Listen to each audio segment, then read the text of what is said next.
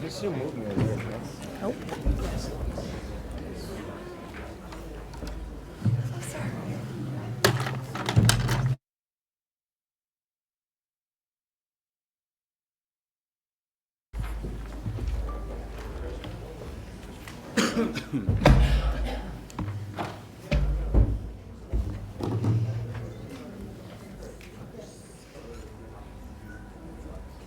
Clerk, roll call, please. Mayor Baxter. Here. Commissioner Flores. Present. Commissioner Marino. Here. Commissioner Powell. Commissioner Sachs. Here. Commissioner Weiss. Here. Vice Mayor Woodward. Here. Thank you.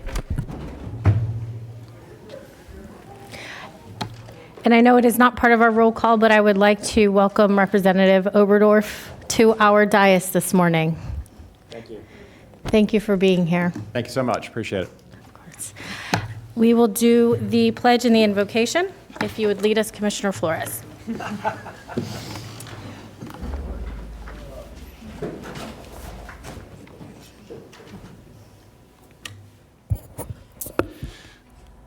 All right. May we approach today's business as task of faith to do our best within our power to provide positive leadership on behalf of our community and those who live and work here, and that our decisions meet the standards of divine compassion for all. Amen.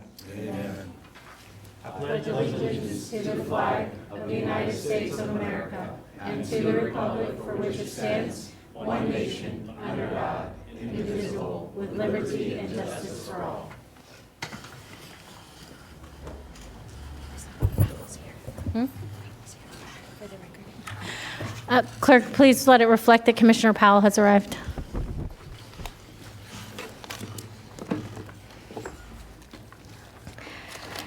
Do we have any additions, deletions, or substitutions, Administrator? We do not. Thank you, Madam Mayor. Thank you. I'll entertain a motion to adopt. So moved. I have a first from Commissioner Weiss, a second from Commissioner Flores. All in favor? Aye. Any opposed? Please see that that motion carries 7-0.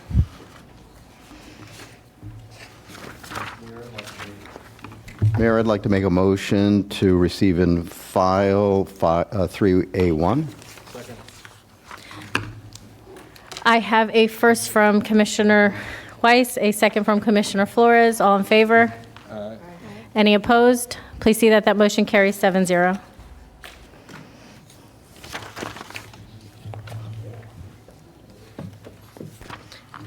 On to the agenda.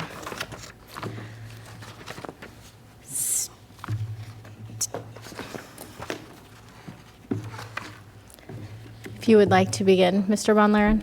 Thank you, Madam Mayor. Todd Von Laren, Chief Deputy County Administrator, and I want to thank Mike Jones from the County Attorney's Office for being with us, Alessandra Marchesani from our Legislative Affairs Office, and I want to thank Sherry and Lisa from OFMB for their work in putting this presentation together at the request of a number of board members.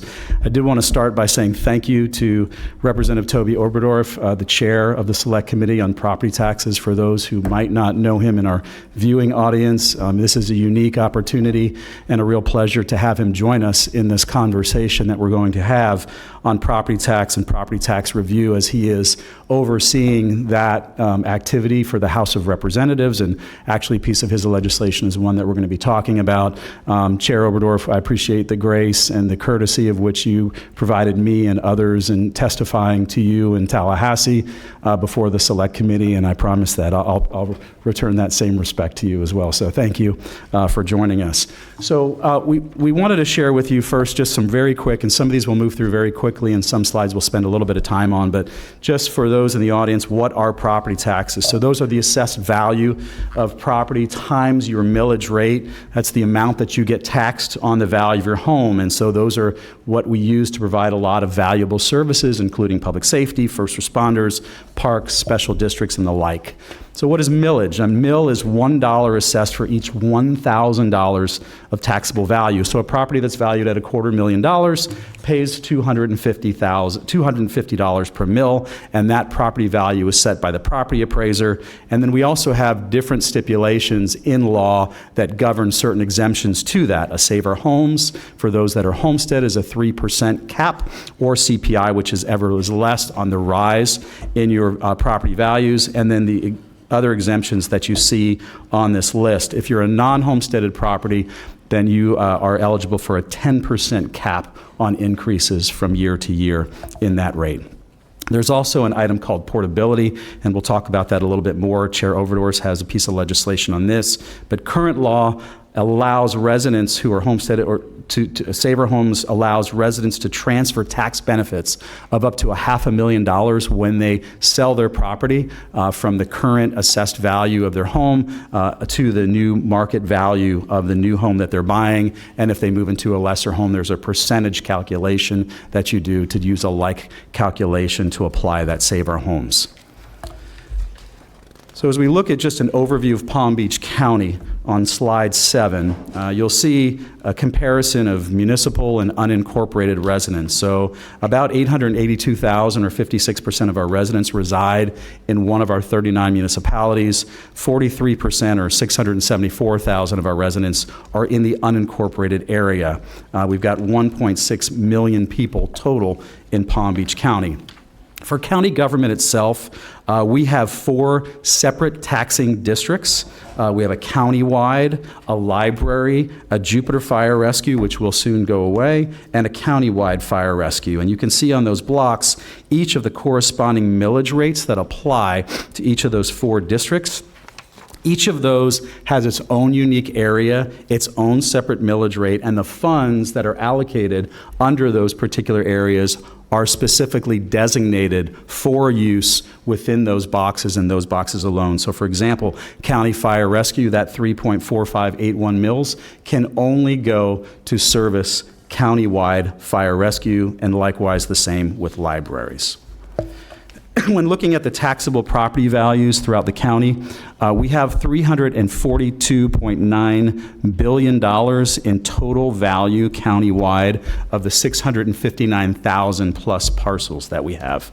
And just a breakdown on the taxable side of that in the first chart, non-homestead is accounting for just over 61%, or $208 billion of taxable value. Homesteaded is 39% at $135 billion. Likewise, from a parcel comparison, you'll see that 44% are non-homesteaded parcels in our county, and 56% are homesteaded. So it's kind of an interesting flip in terms of the parcel comparison to the taxable value from non-homesteaded to homesteaded properties. This slide is very interesting. We spent a lot of time with the property appraiser on this and looking at the under 65 versus over 65, because in some of the proposals that you'll see, it talks about residents who are over 65 years of age. But for what we've been able to extrapolate, about 27% of our parcels, our taxable value, is on homes owned under 65, and 73% is over 65. And likewise, on the comparison of parcels, about 70% of parcels are owned by those over 65 years of age. We thought it was high, but we really dug into these numbers with the property appraiser a lot, and that's what we were able to work and provide. So I just provide that context to you, and we spent a lot of time on that particular slide. The next slide, we talk about the taxing district revenues. So this breaks down those taxing districts that I just shared with you, those 4, to see how we derive our revenue on a year-to-year basis, our $2.1 billion in property taxes. $1.54 billion, or 71% of our revenue, is from a countywide levy that we use, and you have ultimate discretion on where those dollars go as the Board of County Commissioners. Just under $100 million, or 5%, is our libraries. Jupiter Fire Rescue is about $31.8 million, and then Fire Rescue is $481 million, with a small amount in debt service. So when you talk about other tax bills that we have in the county, this is just a list for your viewing of some other tax bill aspects and other entities in the county that have ad valorem levying capacity. Okay? So just wanted to share with you a little bit about our budget so that we can kind of familiarize that as we go through.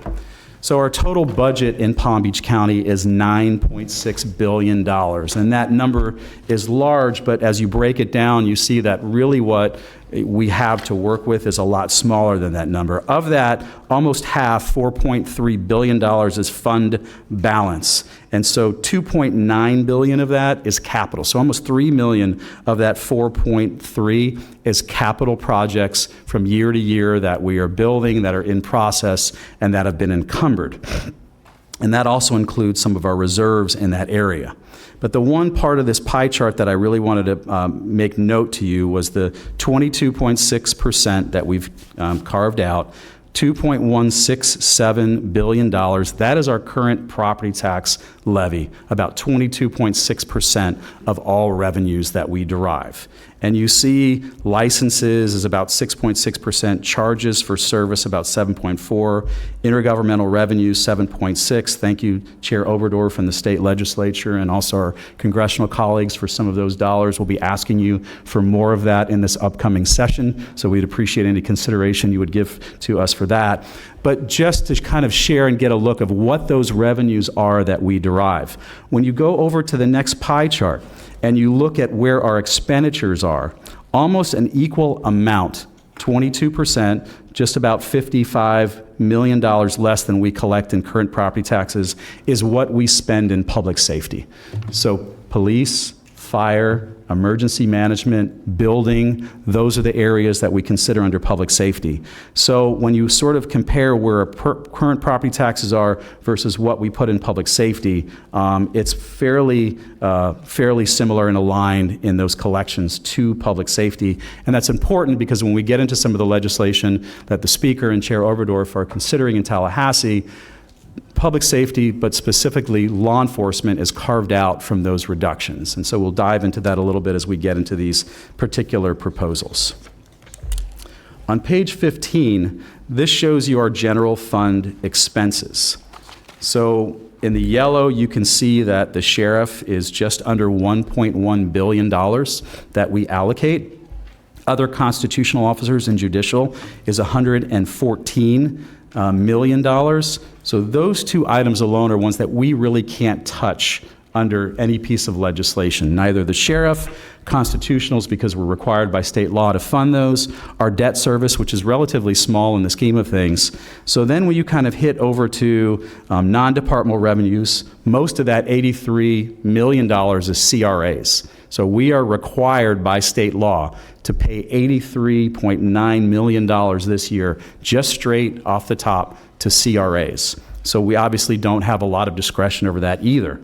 Reserves were about 15% of general fund expenses, and then you get into capital and BCC departments. So that $735 million between BCC departments and capital is really a lot of what the Board of County Commissioners has the ability to zone into during the budget process and make those determinations on how to spend and put those dollars.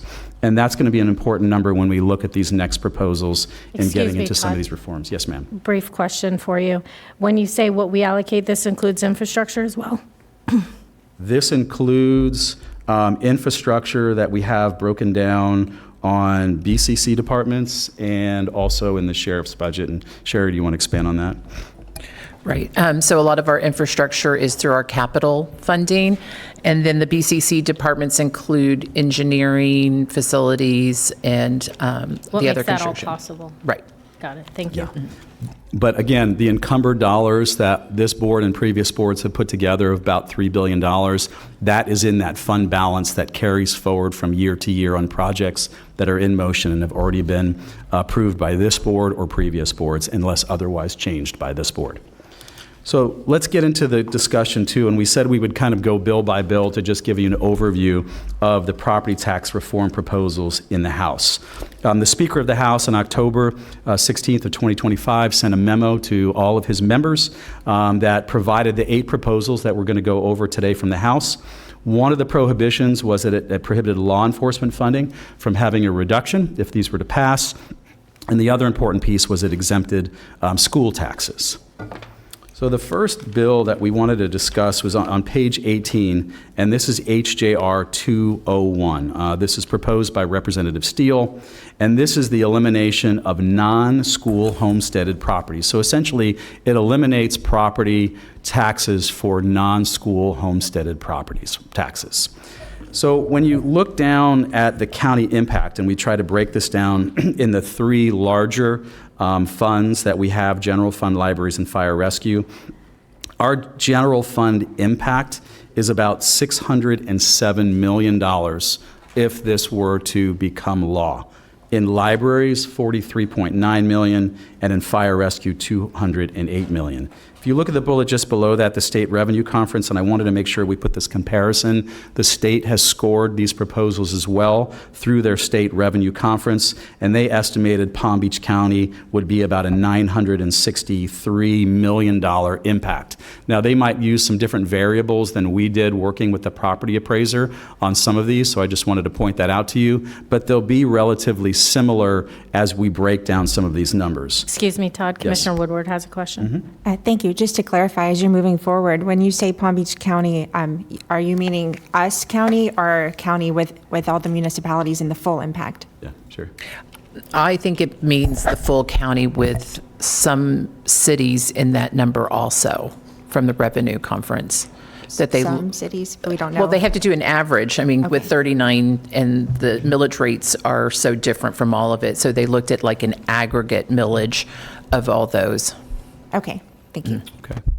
So just the importance of these Me, Todd. Oh, sorry, Mayor. Administrator Abruzzo. Thank you, Madam Mayor. But to be clear, Sherry and Todd, this slide shows that if that passed, the little over 600 million that we use to run our government, that really runs our government, 90% of it will be eliminated. Right. Correct. So the county impact that we're showing here is both what the actual dollar amount and then a percentage to what that would be on the general fund, in the BCC departments and capital. So Sherry, if you just go back a few slides to 15, so we can kind of focus on that real quickly. So your turquoise and your light blue slides there, we've seen BCC departments and capital.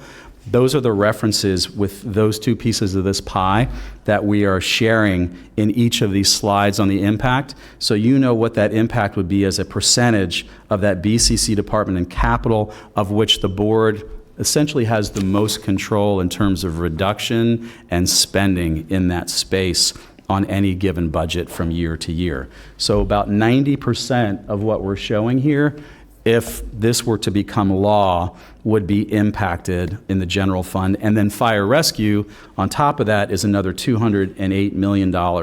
I know that the issue of public safety has been discussed a lot in Tallahassee. So far, law enforcement is the only component that has been included for exemption in these pieces of legislation. Fire rescue is not included in there today, and because we have an MSTU that deals exclusively and specifically with fire rescue, it will impact that MSTU unless otherwise exempted by these pieces of legislation going forward. Okay? So, Yeah, Commissioner Weiss. And then Commissioner Sacks. So, thank you. Just to clarify, when you're saying, what you're saying is, it would have, you're going to reduce the general fund of BCC departments and capital by 90%. that's correct. What the equivalent county impact would be on this legislation is equivalent to a 90% reduction of what we currently spend for BCC departments and capital. So if I go back to that the other slide, Page 15. on page 15, Then we're saying the BCC departments are $609,931. You're going to eliminate 90% of that, so that would leave. You'll eliminate 90% of that and capital combined. So the 124 million and the 609 million, so basically the 734 million, $33 million that you have between those two pieces of the pie, that's the rough equivalent of what the impact that that piece of legislation would have on the general fund. So just 609 times.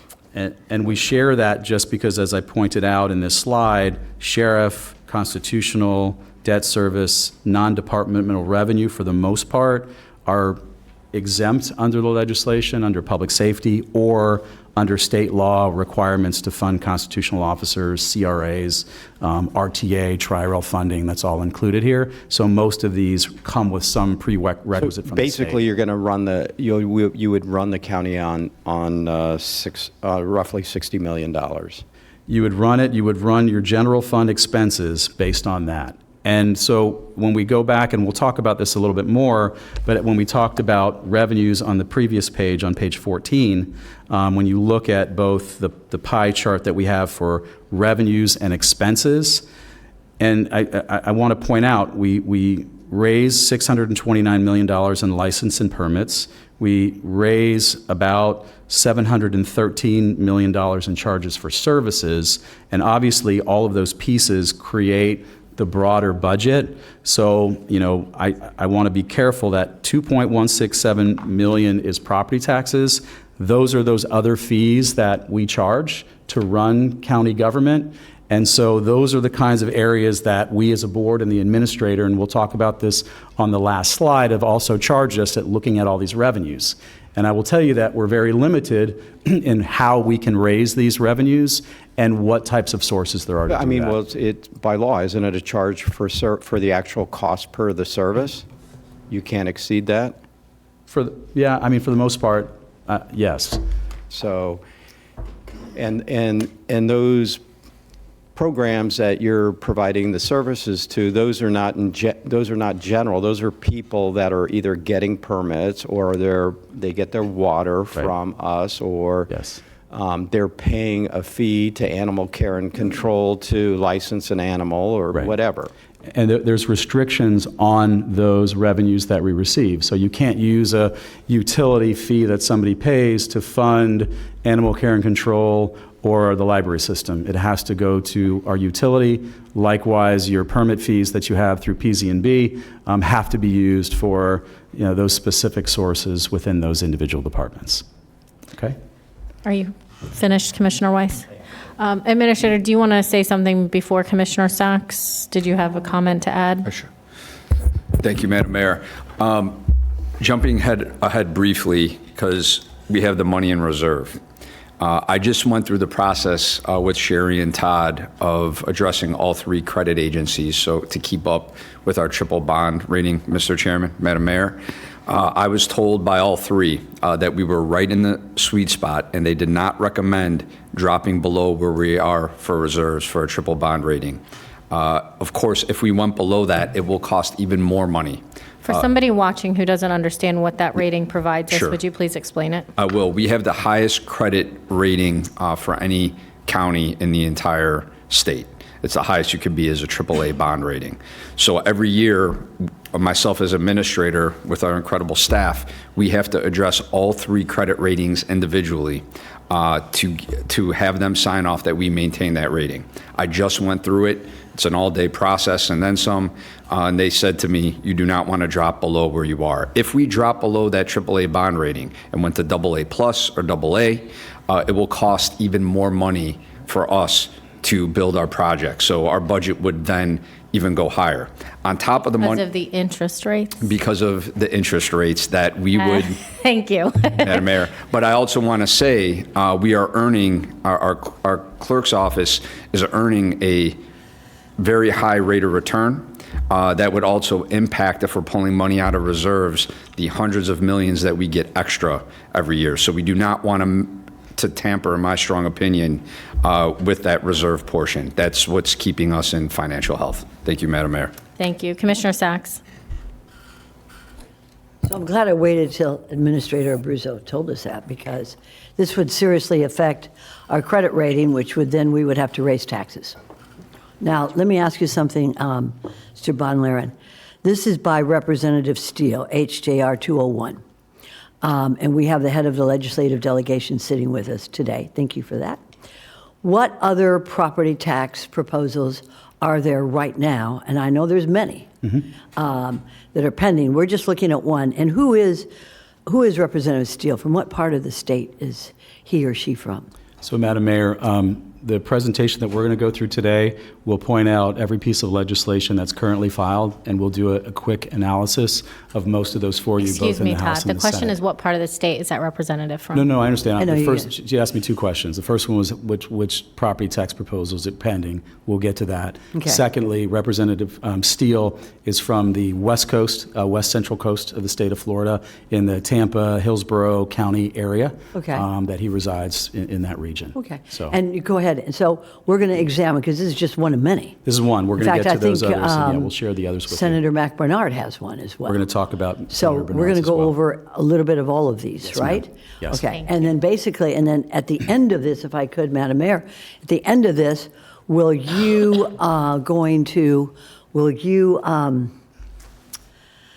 we lose our government, basically, the basic functions of county governments throughout the state, if passed, goes to the state.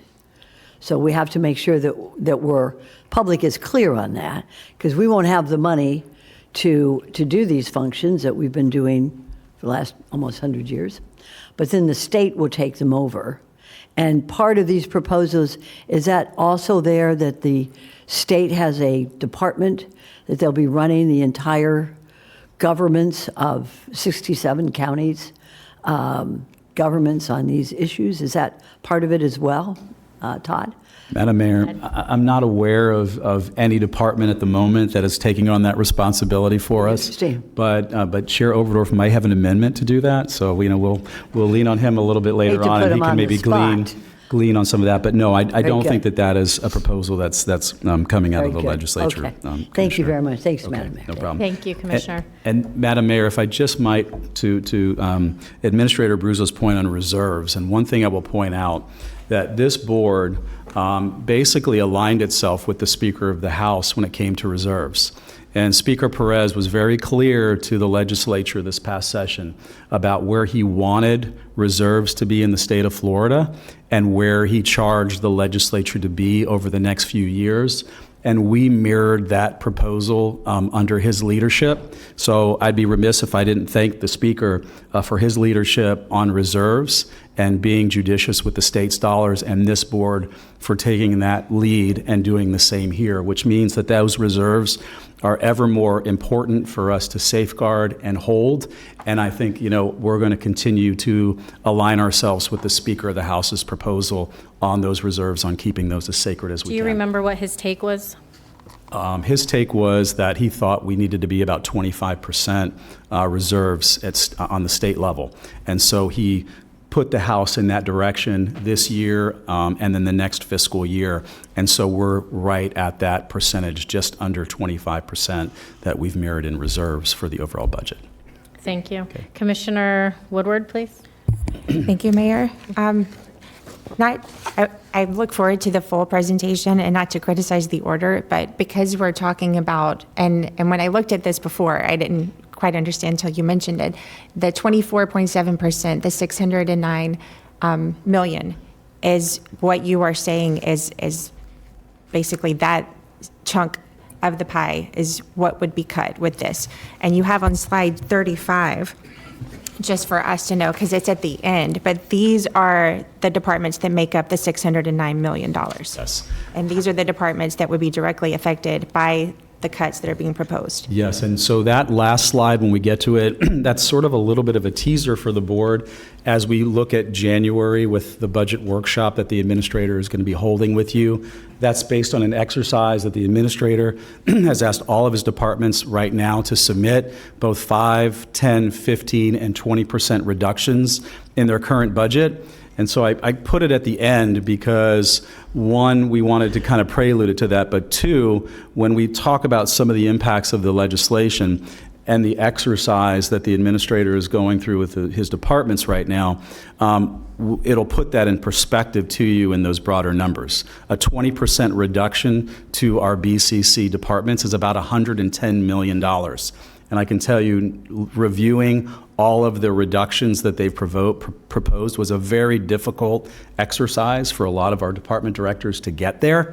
And that still is $500 million less than the first proposal that we're just talking about. I guess I'm just bringing up that slide so that we know as we're moving forward, are each of these proposals, they're directly affecting just these departments. Is that correct? On anything that's being proposed by the House or the Senate, it's about these departments. For the general fund piece, the because general then fund. there's the library that would be directly for Yes. the library Fire and fire separate. rescues, yes. Mhm. Okay, so, yeah, and I mean, I understand why you put it at the end, but I think, it's important for us as we're digesting what these cuts mean, that these are the departments we're talking about, which does include, a lot of quality of life, roads, engineering's a big one. I mean, and with this first cut, our engineering is $66 million. So we wouldn't even have enough to just run engineering if that's the only thing we did. Is that correct? So, yeah, I mean, the cut for engineering is not quite that much. It is, and I can... No, I'm saying if the homestead properties were to go Oh, away, I'm what sorry. we're left with Yes. would not even If you're looking cover at our roads and bridges. 90% reduction, yes, ma'am. Okay. Yeah, it's pretty significant. All right, so I look forward to the rest of these, but I think it's important, just for us as we're looking at this, that these are the departments that we have discretion, so to Yes. speak, on, and what these cuts will mean. These are the approximate 36 departments that Okay. are funded by the board Thank you. and overseen by the administrator. Correct. Thank you, Commissioner Woodward. Commissioner Flores? Yeah, so Todd, you mentioned, and I think Commissioner Weiss also alluded to this, that basically the 10% that's remaining is about $60 million to be able to operate the county on. But when we look at that, what percentage is salaries that we pay our employees out of that 609 million? Got Lisa might have that data that she can provide for you. Don't have it offhand. I don't have that information offhand. I can have someone. Would you say that's a large chunk of that?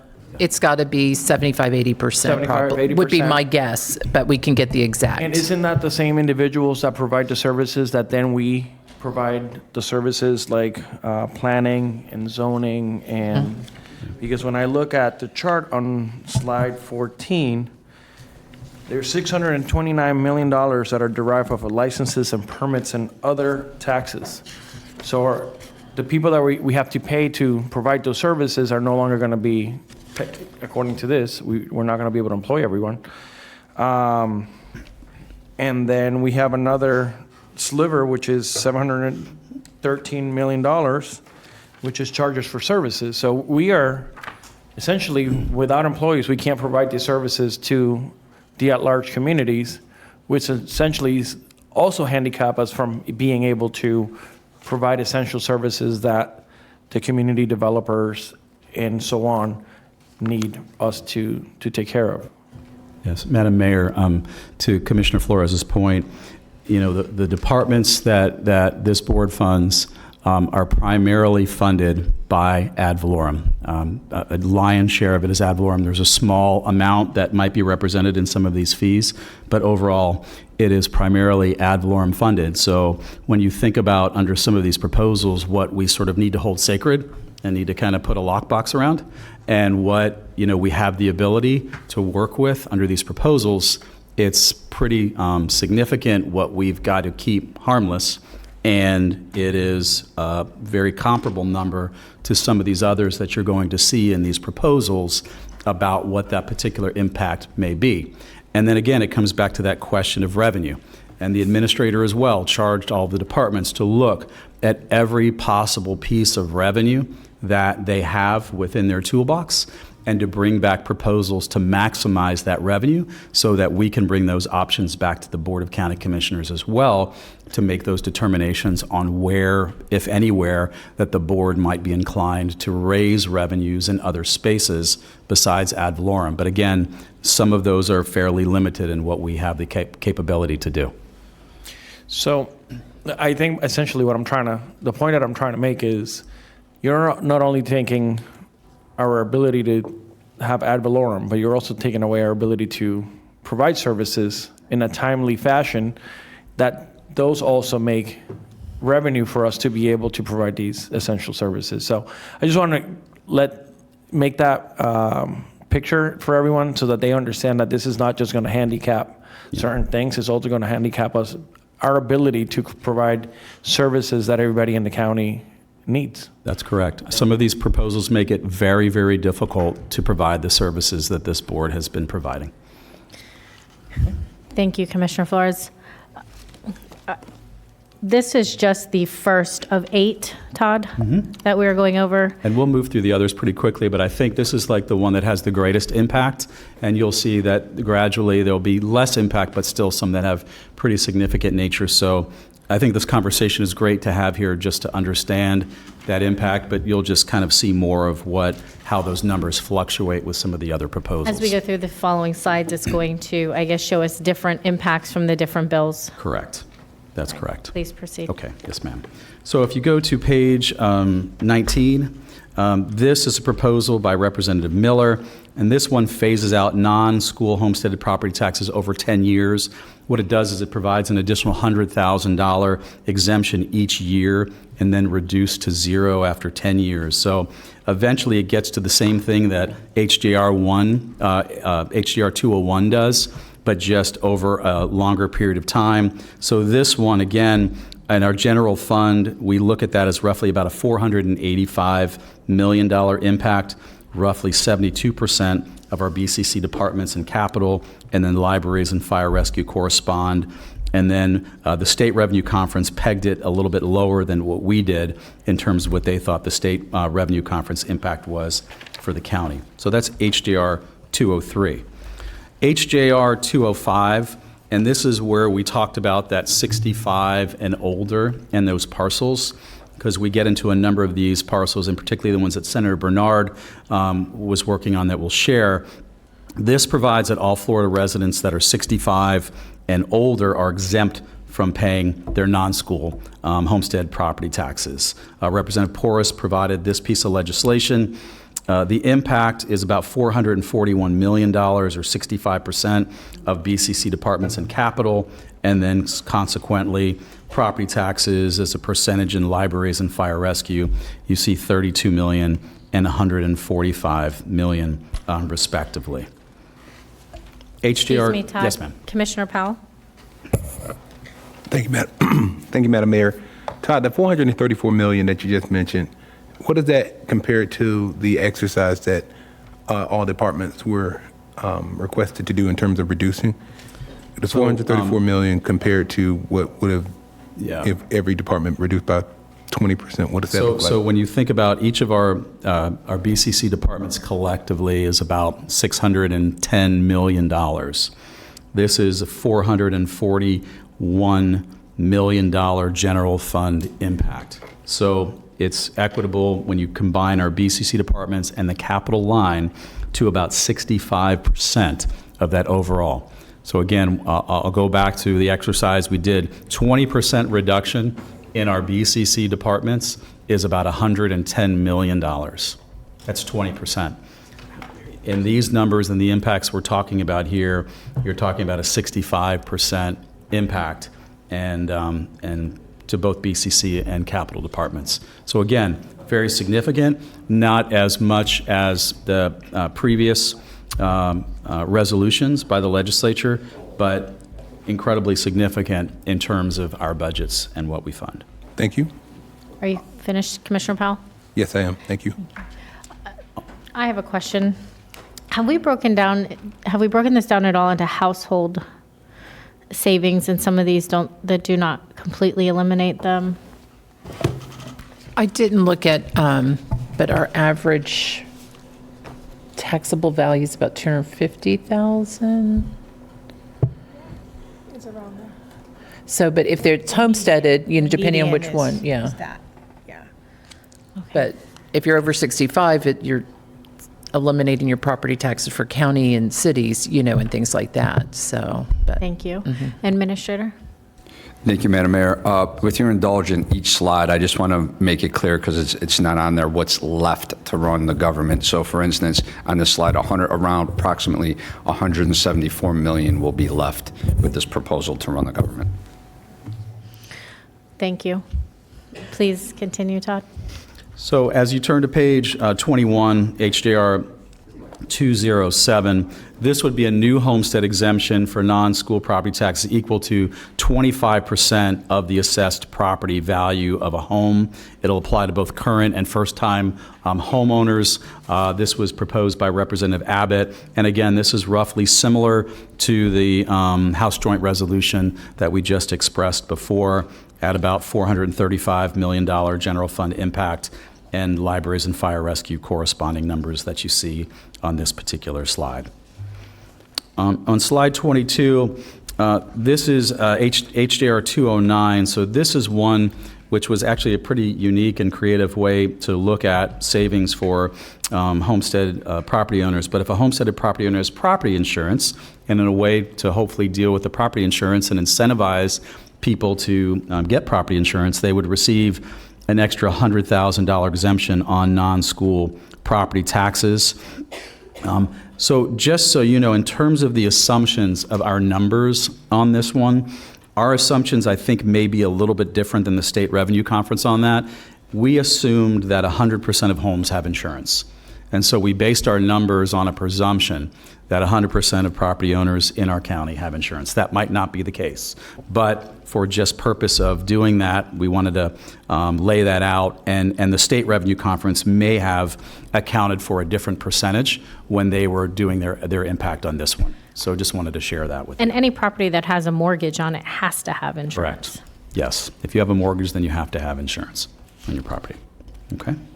So going to page 23. Todd, real quick, Madam Mayor, so on that slide, we would be left with $124 million to run BCC departments and capital. Thank you, Administrator. Representative Oberdorf? Thank you, Madam Mayor. Just a breaking news update on that, Todd. It's actually $200,000 is actually the overall exemption on that, not $100,000. So that was the amendment that was filed previously. Yes, thank you. Thank you. Appreciate Thank the you. clarification. So $200,000. So that economic impact will be a little Be bit double? higher. It won't be necessarily double, but certainly it'll capture a lot more of our properties that we have So throughout the county. 290 potentially? Okay. Thank you, Mr. Chairman. Excuse me. Yes, ma'am. Never mind. Please proceed. Okay. On page 23, HJR 211, this is our Chair Overdorf's piece of legislation. And in terms of the economic impact, I'm happy to say one of the least impacts on our county government. So thank you, Chair. But again, Thank you for that. The portability issue, I think, originated here in Palm Beach County with State Representative Carl Domino and one of his priorities that we put forward. And there's been a lot of success that a lot of folks have utilized that to both upsize and downsize properties to realize some of those savings.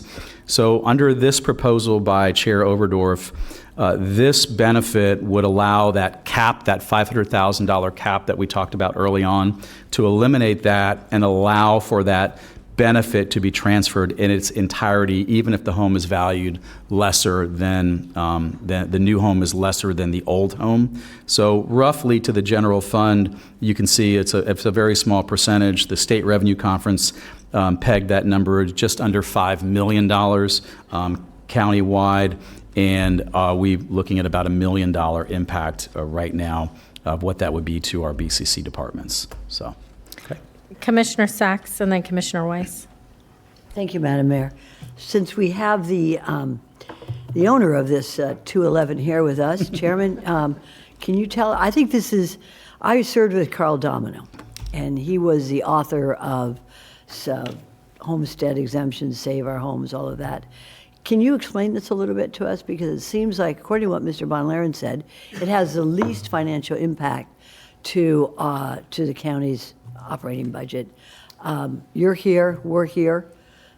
If with the mayor's permission, I'd love to hear you talk about it. Please.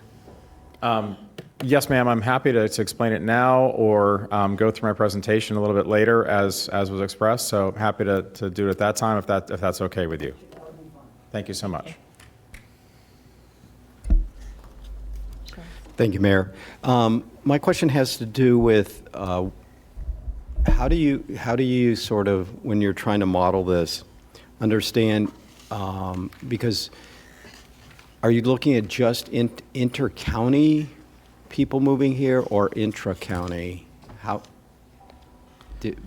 curious how you sort of tried to analyze that. I'm not sure. I'd have to call the property appraiser's office and just find out what assumptions they made. Yeah, because they helped us with all of the projections, so.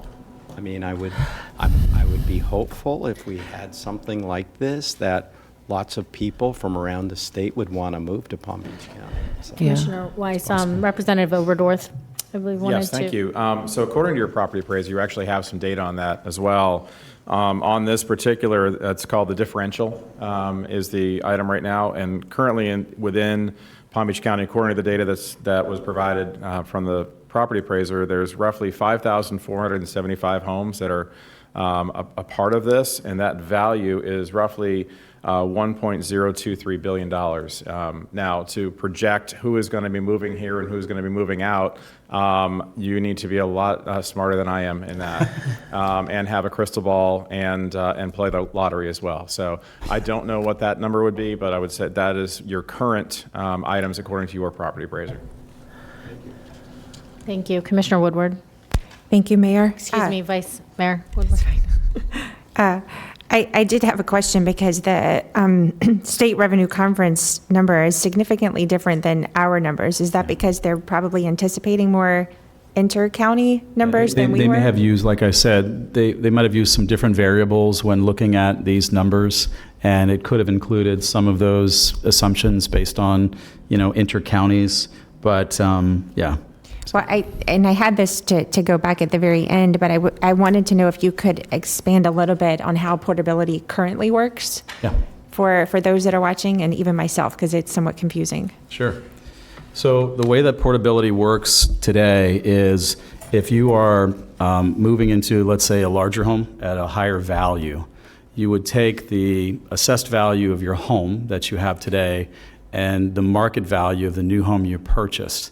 And the difference between that would be the portability savings that you would have. And you would be able to port that number from your existing home to your new home and apply that as almost a homestead exemption on it, up to $500,000. So if you were in $1 million home today and you moved to $1.5 million home, and the assessed value on your $1 million home was $500,000, you could port that $500,000 to your new home and have that $500,000 apply as essentially a homestead exemption on that property. If you're going in the converse and you're going from a home that is higher value to a home of lesser value, there's a formula that you apply to it. So you subtract, you calculate the amount by the previous home. So for example, you have a market value of $300,000.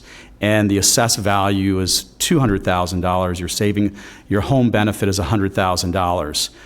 If you're moving to that house with that market value of $180,000, you would take a cap ratio. So I don't know if I'm making sense with this. Just for easy figuring, stick with the $1 million home. If you're the $1 million home and you move it up, that made sense. If you're in the $1 million home and you move down to a $500,000 home, what do you have? So you would do a calculation based on the new home value divided by the market value, which gives you a percentage. So let's say that percentage is 0.5%. So you would apply that 50% of that new market value, and then that would apply to your new home in the savings. So it's just a formula that they use, and then it will drop that number down for you based on that savings allocation. So it's a little easier to explain when you're moving up than when you're moving down. Well, just because if this allows for, because it says can be transferred in its entirety, even if the new home is valued less than the old home. So with this proposal, since we have, I think, 70+% of our property owners are over the age of 65, for the most part, I would, not all, but most downsize. Yeah. So how would that then affect us if they can move the entirety from their larger home and they want to move to a smaller home, would it just then go to where they're not paying property taxes, or how would that work? On the new piece of legislation, With this. I don't know, I would defer to Representative Overdorf on that, and just to understand the nuances of that particular bill and in that scenario, how that It's might work interesting. out. I just, portability can be somewhat confusing, but since we're talking about potential downsizing, that's the part. Yes, ma'am. Well, I think that long and short of it is that the bill makes it a lot simpler, so that if you're going from wherever you're going, you can take that portability with you. To your question of if this would actually pass and come into play, then yes, it's possible that a person could go from a large home to a lesser valued home and pay no property taxes whatsoever. That is a possibility. Okay, thank you. Commissioner Powell, you're recognized. Thank you, Madam Mayor. And Representative Oberdorf, I had a question with regard to this piece of legislation, and I know you'll get to it in your presentation. Of those who voted on it when it passed, 24 and 10 nays, was it bipartisan, or did only one particular party vote in favor of this? And it still has to go to 2 more committees prior to it being put on the ballot. Is that correct? Sir, yes. All items that were voted on during the committee were a partisan line. That was a decision by the folks in the other party that chose to oppose all bills associated with this. In fact, there was one bill that I was really surprised that the party chose to do that. However, it was a non-bipartisan bills across the board, so you'll see the same or very consistent vote as you look at all of the bills. And yes, there are 2 more committees, and it's likely that we will hear all of these bills in December at the next 2 committees that are coming up, and will be ready for the floor as of January. That's one of the items I'm going to talk about in my speech, yes. Okay. Todd, we have no more lights. If you'd I was please doing proceed. some more math for Vice Mayor Woodward on the $1 million home, which I think I've got it now down. So if you want to, so based on that $1 million home, if you had a $1 million home with an assessed value of $500,000, you'd basically have a $500,000 portability that would be allowable. So let's say you moved to a home that was worth $500,000, right? Half of what your current home is. You would divide that new value by your market rate, so it would come up to about 0.5% of a Saver Homes ratio. So it would give you about $250,000 of that $500,000 to port to that new house when you were downsizing. That's current. That's current. Yeah. Yeah, that's the current. That's the current. Okay. Yeah. Okay. Sorry, I was trying to do the math in my head and I just needed to write it down. I believe we're on slide 20. 24, ma'am. So HJR 213, this one, and this was a little more difficult for us to be able to dig into our numbers locally. The statewide revenue conference pegged it at about $109,000, but this is the 3% over 3 years homesteaded property versus the current 3% a year increase. So under Saver Homes, you're capped at 3% or CPI. Under this piece of legislation, it would be an average, and it would be 3% over 3 years of homesteaded value. So we reduce that amount that your homesteaded property could go up, and then 15% over 3 years for non-homesteaded properties, as opposed to the current 10% per year that's in place now for non-homesteaded properties. So that's what that piece of legislation is that's pending now.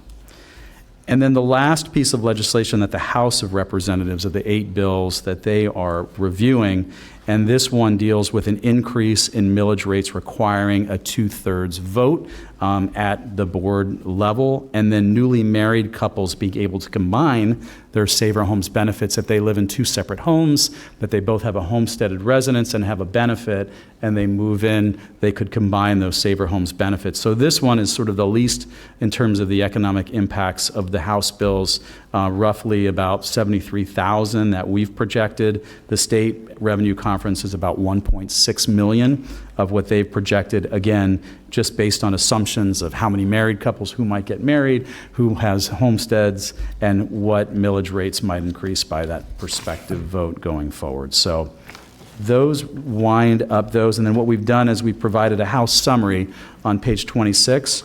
of the impacts of each of these pieces of legislation as we, the county, and work with property appraiser Dorothy Jacks and her team in providing you the best numbers that we can based on the data from these bills of the impacts collectively of the 8 pieces of legislation.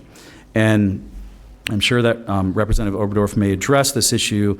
Right now, all 8 of these bills are moving forward. They passed out of committee last week on to State Affairs. We don't know whether or not the legislature will look to pass all of these pieces of legislation and move them all to the ballot, or see which ones kind of rise to the top in the discussions with the House and the Senate, but that's sort of all part of the legislative process that many of you are intimately familiar with, and we'll just have to kind of see how the movement of those go as we move forward. Real quickly on the Senate pieces, and we'll move fast through these because these were a lot more difficult for our property appraiser to extrapolate some of the impacts of these, just because a lot of these have different nuances in them as well. So for example, on page 28, and these are all sponsored by our Senator Mac Bernard, this is for homesteaded residents 65 and older, exempt from property taxes, and then it puts stipulations. They've lived in their property for at least five years. Their yearly household income is less than $350,000, and then it deals with a couple of different components. This is substantially similar to HJR 205 that we went over on page 20. So under that impact, that max to the general fund was roughly $441 million. $32 million to libraries and about $145 million to fire rescue. But we were not able to really dig into the county impacts on a lot of these, and none of these have been scored by the state yet either. So we didn't want to put numbers out there without having some backstop verification. So we'll just kind of quickly walk through these and kind of share roughly what they're similar to. On page 29, SJR 274, 276, 2 different pieces of legislation, but both dealing with the same issue, one a joint resolution, one just a Senate bill. But this assessment increases after homesteading for 20 continuous years. So somebody's been in their home for 20 years, and then you homestead for at least 30 years. That qualifies for a 50% homestead exemptions, and then you can combine those with multiple properties of ownership. So it gets a little more complicated in trying to extrapolate that data to put sort of a number and a score on that.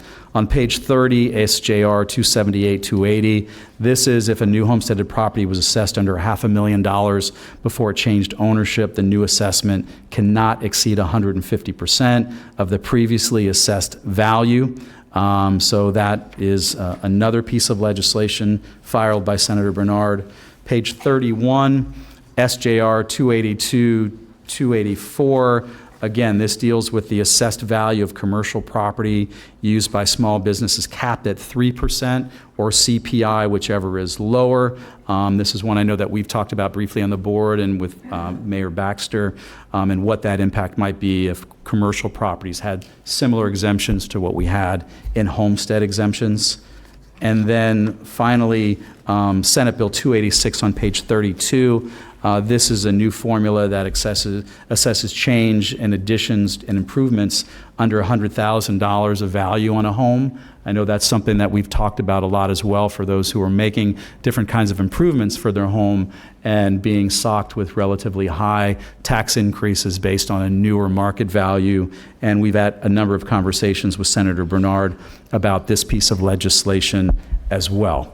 So those quickly take us through some of the Senate bills, and as we get into it and those come up and we have the opportunity to compare data with state data, we'll provide some more of those economic impacts to you.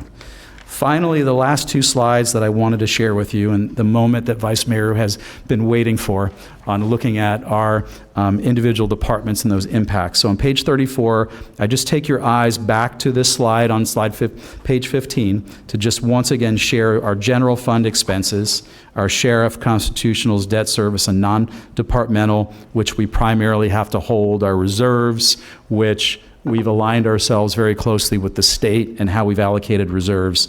And then our capital and BCC departments being that $733 million number that we feel that will be the most impacted by any of these changes.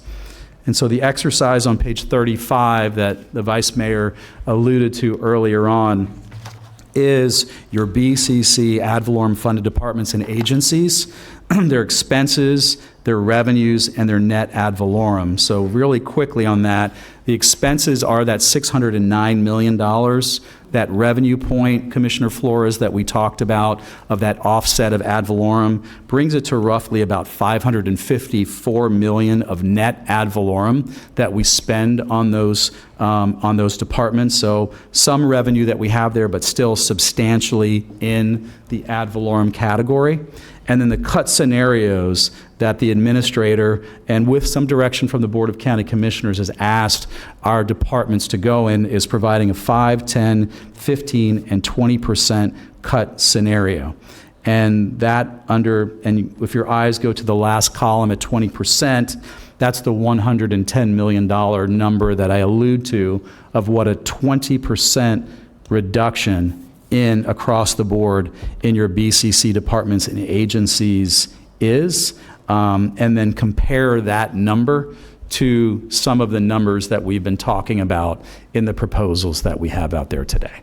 So that is our presentation on property tax proposals pending before the legislature, and just a brief precursor into some of the exercises that we'll be discussing in greater detail with the board as we go through our budget process and monitor the progress of legislation in Tallahassee. Thank you, Madam Mayor. Thank you. Commissioner Powell? Thank you, Madam Mayor. And Todd, or maybe Representative Oberdorf can help with this. In terms of place setting, right, you talked about the House bills, which you've all listed. They still have a couple more committees to go through. And then you talked about the Senate bills, which the Senate has the 3 bills that you indicated that were filed that still have been assigned to committee but have not been heard by committee. I want to know, with the House bills, if the Senate doesn't come up with proposals that match, does the House have the opportunity? What are the options, maybe Representative Oberdorf, that the House passes their bills off the floor and still has the opportunity to push them to the Senate without, do they still have to go to a committee and pass, or can they go directly to the floor? Would they have to have a special committee to go to the House? I mean, a special Senate committee first before going to the floor? Or could they take those House bills or those House joint resolutions, send them directly to the Senate and be voted on the floor to still go to the ballot and still have to be voted on by 60% or more? Also, with the Senate bills, in the same order, if the Senate were to pass legislation, would it still have to go to the House? Or would the Senate's legislation be able to be sent directly to the House and pass off the floor to be put onto the ballot? I don't know the rules of the Senate this year or the House, so it would be helpful for place setting for those who are watching at home to kind of let us know where we would be in the process, still understanding that we're still in process. This is nothing's final. These still have to go through certain committees, and there still is a possibility, like Representative Oberdorf said, there's been a change to one of the pieces of legislation going from $100,000 to $200,000 in homestead. There could obviously be additional future amendments and what that looks like. So kind of, we see where we're at in the preliminary proposals, but you talked about a crystal ball, where we could possibly end up. What do you see happening? Todd, then. Madam Mayor, I can start, and I think that is a great question, Senator, and I've, over the course of my career, been an expert on the rules in both the House and the Senate, and particularly, as you look at the process of making sausage in Tallahassee. And, one thing that we do know is that the identical piece of legislation needs to pass both the House and Senate for it ultimately to be put on the ballot. Leadership in both bodies has a bit of flexibility within their rules to take those pieces of legislation respectively. So let's just assume that all 8 pieces of legislation from the House pass off the floor of the House and come over to the Senate. They'll be received in messages over the Senate. the presiding officers of the Senate will have the opportunity that, depending on timing, oftentimes on whether they want to refer those to committees in the Senate, which sometimes they often do, or depending on procedure and votes, whether or not they want to bring some of those items directly to the floor for consideration by the full Senate. I will tell you that in conversations that we've had and Alessandro's had with a lot of senators, that the Senate is taking a very deliberate approach to this. They're reviewing this. I know they've had conversations with the governor's office as well, and trying to figure out where they might land on some of these proposals. I think Representative Overdorf would share the same with you as well in terms of their conversations that they've been having. And so we are a long way away from the end of this process. So within committee weeks and session beginning, there's lots of options that are available for them, but ultimately they have to pass both the joint resolutions, the House and the Senate, and they would go directly to the ballot. The governor wouldn't have to sign those resolutions. The legislature has the ability to put those directly on the ballot, and they could be individually, or the legislature has different powers under the Constitution.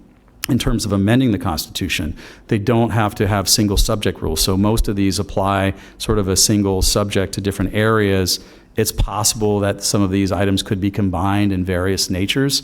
So through the amendment process that you talked about and Representative Overdorf alluded to that happened last week, some of these could be amended to include different components of what you see. Commissioner Powell, are you finished? Unless Rep. Oberdorf wanted to add anything in particular with regard to that, but that's good information that you gave us. Please. Well, Mayor, with your indulgence, I'd like to kind of I have some prepared remarks, and then I'll be open to any and all questions whatsoever that I think I can have a little better dialogue than going from there, and happy to have an open dialogue, any questions on the table from up here, and happy to have those conversations. So if I could just run through some prepared remarks, and then we'll go from there, if you're okay with that. The floor is yours. Thank you so much. So during 2025, the spring of 2025, Speaker Perez formed our committee with the express intent of addressing the rising cost of ad valorem taxes within our state. The members are made up of, now a 36-member panel. Of that, there are 26 Republicans and 10 Democrats on the panel from literally all over the state. And he charged that group with investigating how property taxes are assessed, how they're collected, and how the committee can formulate a plan to permanently put money back in the pockets of Floridians. My now former co-chair, Representative Lopez, who's now a commissioner in Miami-Dade, she and I met with groups and individuals literally from Key West to Pensacola and everywhere in between. This committee embraced the work and met with city and county managers, elected officials, hundreds of local constituents, business groups, community organizations, and a multitude of chambers of commerce. Our committee had presentations from the League of Cities, Association of Counties, Department of Revenue, EDR, the Executive Office of the Governor, and personally, my office sent 111 letters to my region's elected officials requesting feedback on property taxes, and received responses from county commissioners, county managers, city officials, city managers, town council members, and town managers. And thank you to the members that also responded on the committee here. I appreciate that. My office's efforts were replicated as literally hundreds of meetings, phone calls, and gatherings were conducted by the members of our committee throughout the state, as well as with our leadership team. The comprehensive data the committee analyzed included required local effort funding levels, property value assessment methodology, ag exemptions, budget forecasting, revenue collection, fire districts, special districts, debt financing, municipal utility rates and sweeps, fiscally constrained counties, ratio of ad valorem versus other revenue, ratio of homestead versus non-homestead, current Save Our Homes exemptions, DOJ reporting, millage rates, restricted versus unrestricted funds, school taxes, and public safety budgets, among many more data points. This committee worked with staff in the Speaker's office to assimilate the 7 House joint resolutions and the 1 House bill that were heard recently. As property taxes are part of the Florida Constitution, the only way to fundamentally change the system is to pass a constitutional amendment. For the members of the public and the folks up here today, The House Joint Resolution is a legislative branch's mechanism to propose a constitutional amendment. A House Joint Resolution requires a supermajority vote on the floor of both the House and the Senate. And once passed, it'll go to the Supreme Court to then review the language. Once on the ballot, Floridians will choose to vote for or against the constitutional amendments. And to pass, a constitutional amendment requires at least 60% in the affirmative. Once passed, the legislature will formulate the implementing language prior to the proposed January 1, 2027 enacting date. On October 16th of this year, the Speaker released a memorandum addressing property taxes and the filing of the bills that were recently heard. In that memo, the Speaker acknowledged the ongoing dialogue around property taxes and the House's creation of the Select Committee to push the issue forward. The 7 House Joint Resolutions and 1 House General Bill are based on the work of the Select Committee and were filed in furtherance of the House's efforts to address property tax issues this session.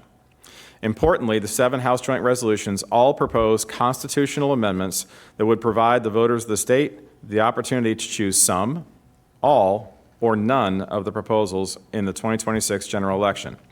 It's true that most of these proposals will have significant impacts on local governments. If some of them, or all of them, pass, local government will be required to make adjustments in the way they operate. What these adjustments look like will vary from city to city and county to county, but we should not be afraid to let the voters of this state, the same voters who elected each and every one of us, to make that decision for themselves, for their communities, and for this state. That said, at the outset, I just wanted to address some of the commonalities that exist between the proposals and touch on some of the questions that I'm sure you may have. Each of the proposed joint resolutions have 2 distinct components, in addition to their individual policy languages.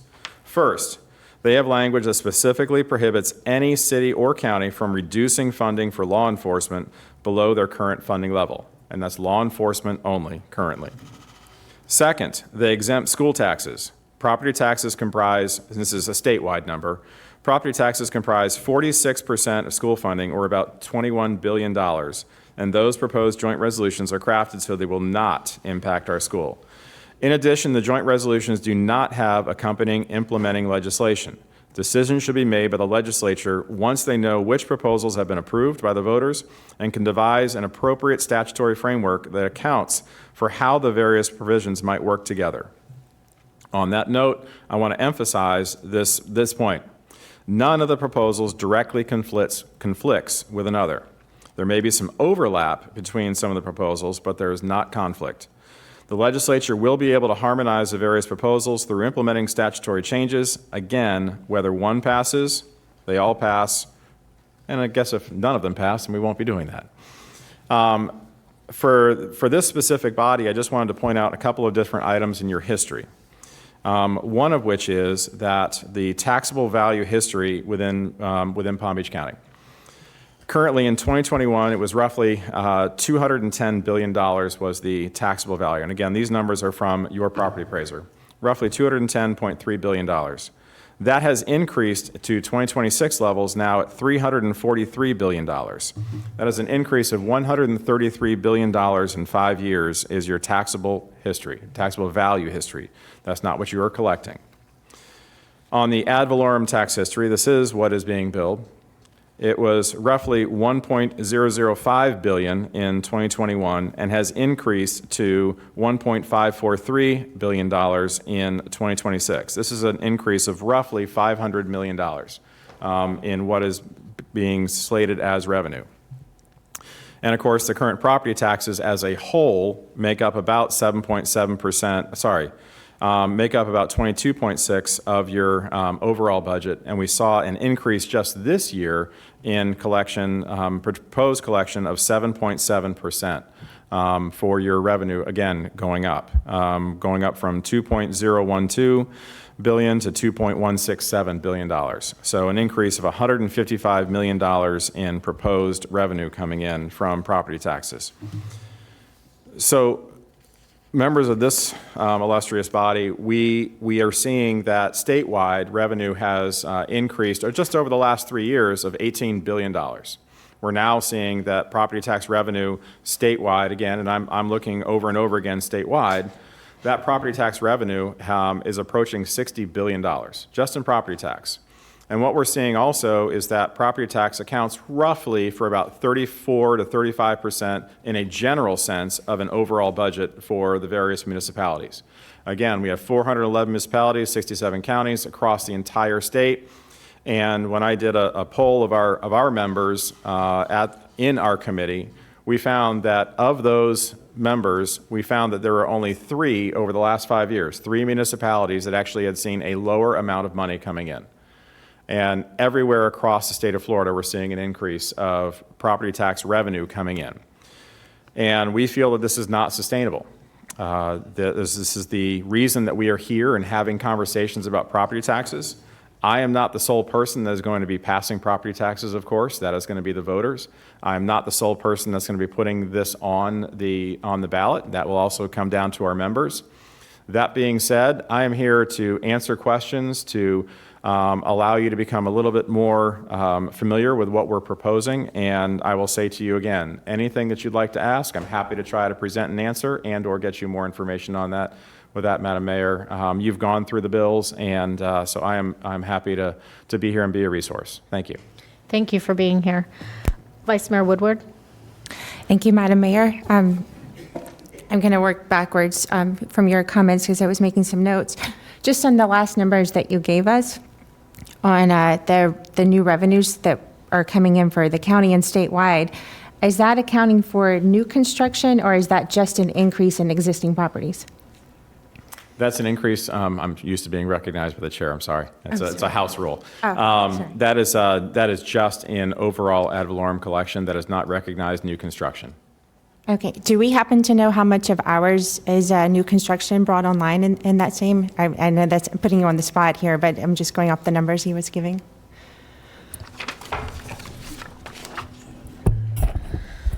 In 2021, 207 was existing, 207 billion was existing, 3 billion was new construction. 2026, 337 billion was existing and 5.5 billion was new construction. Okay. So, I mean, I'm just trying to, because those are alarming numbers, but I do want to make sure that we're not necessarily all of that's an increase in existing. It is new, because we have had a boom here, cranes everywhere with new construction that's coming online. So thank you for that. I just wanted to clarify. And in the simplest way possible, because I do get these questions from the public generally, layman's terms, how does this, what's being proposed, what's the process for people watching on what will end up on the ballot next November? Great question. And so we have 2 more committee hearings for the House side. Those 2 committees are likely to be heard in December. We'll have one in the first week in December, one in the second, is what I'm being told that we're going to be moving forward, and then they will be ready for the House floor in the first week of January, the first session week in January. That being said, they have to pass by 60%, any House joint resolution. I would expect that we would likely see something combined. I don't expect to see 7 House joint resolutions on the ballot next fall. I'm not sure exactly what those are going to be, but that's the process that we're working through. And the Senate would then also be required to hear at least one of these within a committee, and then it would move forward to the floor over there as well. So even if we pass it off of the House floor and we get our required supermajority vote there, the Senate is required to hear it in at least one committee and then put it on the Senate floor over there, and it must pass by a supermajority in the Senate as well. If it does pass both of the legislative bodies, the language that is proposed for the ballot has to go to the Supreme Court for review. At that point in time, once they approve that language, it then goes to the ballot for approval. And as was stated before, we do not need the governor's approval at all to get any of these on the ballot. We do, of course, for any House bill. There's one House bill that just deals generally with some of the items on here, but the joint resolutions, we do not need the governor's signature. So at the latest, what's like the absolute latest date that we and all of the voters will know what is going to be on the ballot, like what time next year? I would suggest that it would be the end of session. Now, we had the longest session in the history of the Florida House last year, so I'd love to prognosticate and say it's going to be on the very day that the hanky drops, which is projected for March.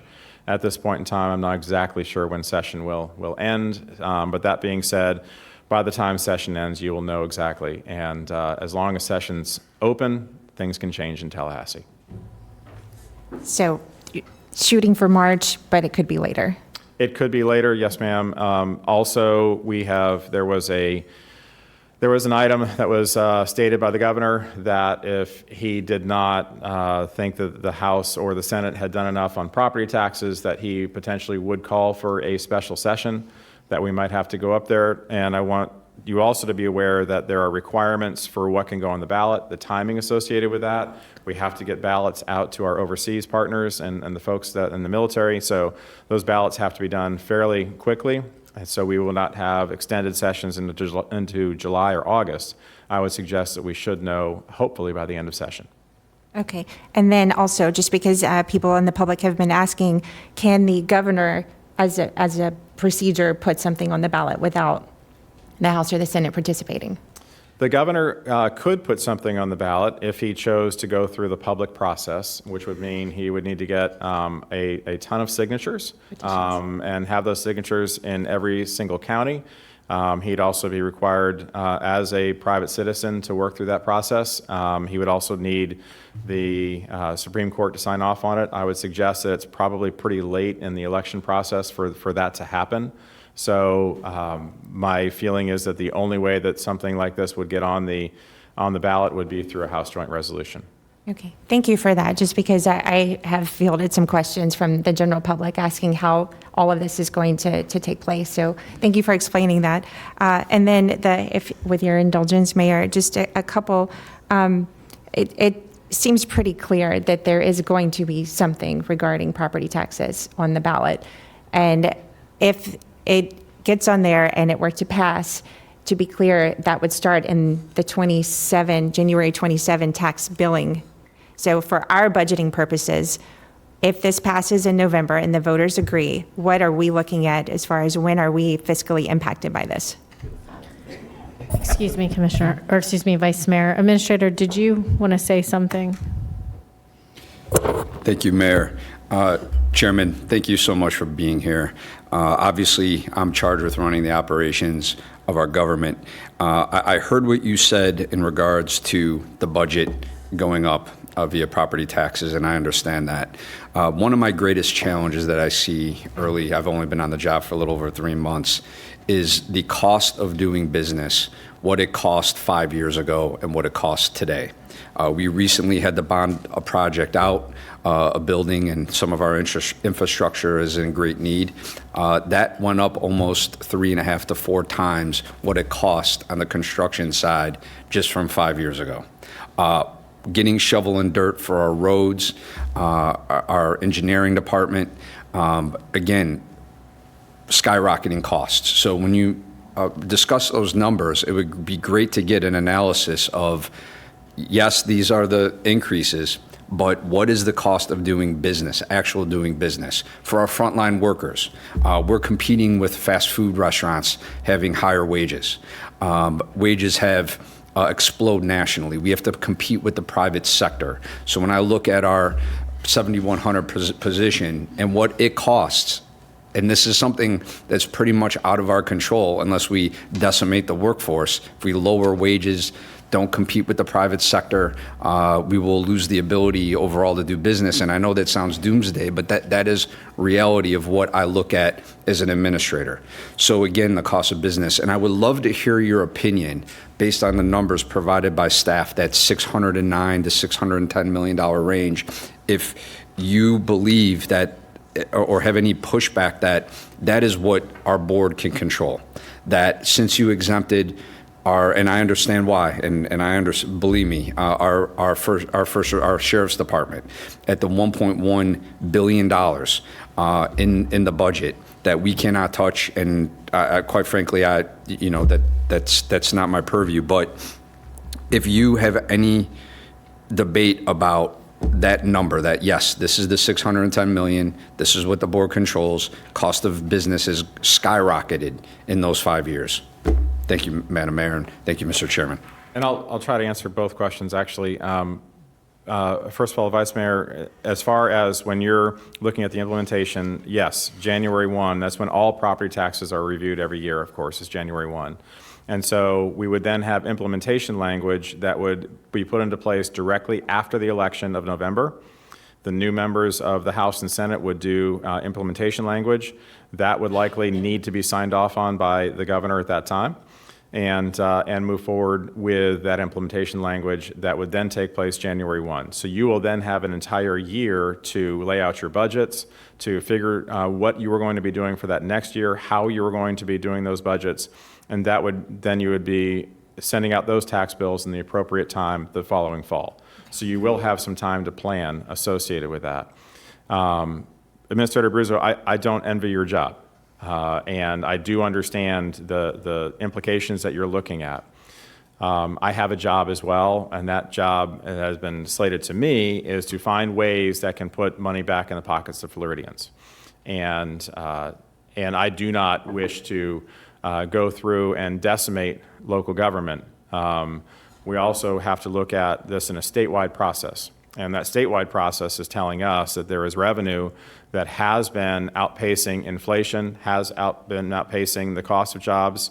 I also I run a company, and I've seen the costs go up with the projects that we're overseeing. I understand exactly what you're saying.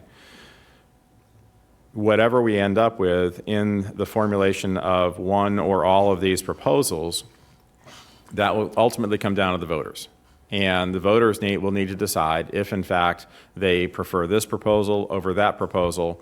We had a homestead exemption proposal just a couple of years ago that failed, and that was covering teachers and firefighters and policemen and giving them an additional exemption. That failed, did not reach the 60% threshold. So while we may have something that is proposed and on the ballot, I'm not sure if it'll pass or not because, again, that is such a tough item. But I do know that people talking to me, and including elected officials, have said, I'd love to have more money back in my pocket. And then the elected official will come on and at the same time, on the other side, will say, but I'm worried about what we're going to be doing in the future and how I'm going to serve my constituents. So I hear what you're saying. I acknowledge that. Again, I don't envy your job, but that being said, I think that there is probably some items and some ways that you would be able to come back from any type of a constitutional amendment that would happen here. And these items and arguments and fears are the same items and arguments and fears that we saw with the Save Our Homes legislation that came forward. We didn't think local government would exist after that, yet we've done pretty well since that time. So I would suggest that there are some opportunities where we can tighten our belts. Some of these things are going to hurt, but I would suggest also that we have a long way to go before these items are actually on the ballot and or approved by voters. Thank you. Madam Mayor. Administrator. Thank you, or Mr. Chairman, in our world follow-up. Mr. Chairman, one number, you brought up the inflation number, and I agree with you, but you have that overall inflation number, that's the national overall goods and services. I think the number we need to look at is the actual construction number. What is that number? What is the actual wage piece number? And you have to get in granular in it from frontline workers to management. You have to, in my strong opinion, Mr. Chairman, you can't go by the overall inflation number because that's a universal number that reaches across every sector of our economy. But when you look at, you have to, again, in my strong opinion as our former CFO, you have to look at government construction. What is the overall government construction nationally or in the state of Florida gone up? I recall when Commissioner Sachs and I started in the legislature in the House in 2008. Our budget that year was $66.5 billion. It's now close to $115 billion. So costs have been going up, but the costs for the state also have been going up in many sectors as well, Mr. Chairman. And thank you so much for acknowledging the challenges behind this, because it will be extremely challenging. Thank you, Madam Mayor. Thank you. Commissioner Flores. First of all, Representative Overdorf, I want to say thank you for being here, being with us, taking the time to address us and to provide your input, and also for your leadership on the property taxes, being the chair of that. You're up north, you're a neighbor. I see here that you went to Florida Atlantic University, so you're very familiar with Palm Beach County. So with that being said, Palm Beach County is a destination community. A lot of people come here because of the type of quality of living that we afford the individuals here. I think we're also known for being one of the maybe richest counties, which is far from the truth. Palm Beach Island might be wealthy. The majority of our residents in our community are not. We struggle on a day-to-day basis. We have a lot of poverty. We have a lot of homelessness. These are a lot of social issues that we're constantly trying to make sure that we improve the quality of living for everyone in Palm Beach County. We have infrastructure issues. Right now, we're trying to figure out how do we move people in this county. We talked about how there was a rise in our taxes. That was around the same time of COVID.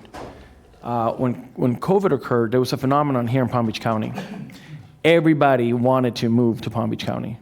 A lot of people sold their homes and they left. And we got a lot of people from New York, Boston, all the Northeast part, which made our taxes go up.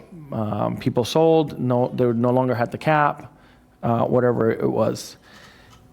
But what we also saw is what our administrator alluded to is the rise in cost. Whether it's construction, labor, everything has gone up. And it affects everyone. It affects my residents. By the way, I am the District 3 commissioner. I feel that I represent the workforce in this county. Your everyday mom and pop that get up early in the morning and go to work. And everybody's feeling it. I've had several conversations about this, but a lot of people are also afraid what is going to happen to our quality of life? What is going to happen to our security? What's going to happen to our firefighters? What's going to happen to our police officers? Now, there's an exception that's being presented. But at the end of the day, there's a lot of people that are going to be affected by these decisions that might be moving forward. You mentioned that perhaps it's one, perhaps it's two, perhaps some of these get combined. So what we're really looking at, we don't really know what the impact may be if there's two or three that are rolled or accounted together. I understand that there has been an increase in taxes. I used to be the mayor of the city of Green Acres. A city like that would be crippled by what some of these things will happen. Green Acres, and by the way, my district primarily is a residential community. We really have very little industry. So communities like this would be crippled. I have no idea how they would afford to do anything. We pay for, Green Acres pays for their police services, PBSO, through their ad valorem. They would no longer have that. So the reason I'm bringing this up is because there's a lot of people that are concerned. I'm concerned about our staff. Reducing our labor force, not only just in Palm Beach County. We're talking about perhaps even firefighters, municipalities, constitutional offices. We are one of the largest employers. I think this would send ripple effect to not just Palm Beach County, across the state. How many people are going to be unemployed because of reducing property taxes? I understand that there's some jobs out there, but there's not enough to cover everything, that all the people that would be fired or let go of. So I want you guys to, when you guys are doing this, and by the way, your bill is one of the most reasonable bills, and Doge came here and they looked and they really haven't found much. There's certain things that they have said, hey, we got to address these things, and we're working on it.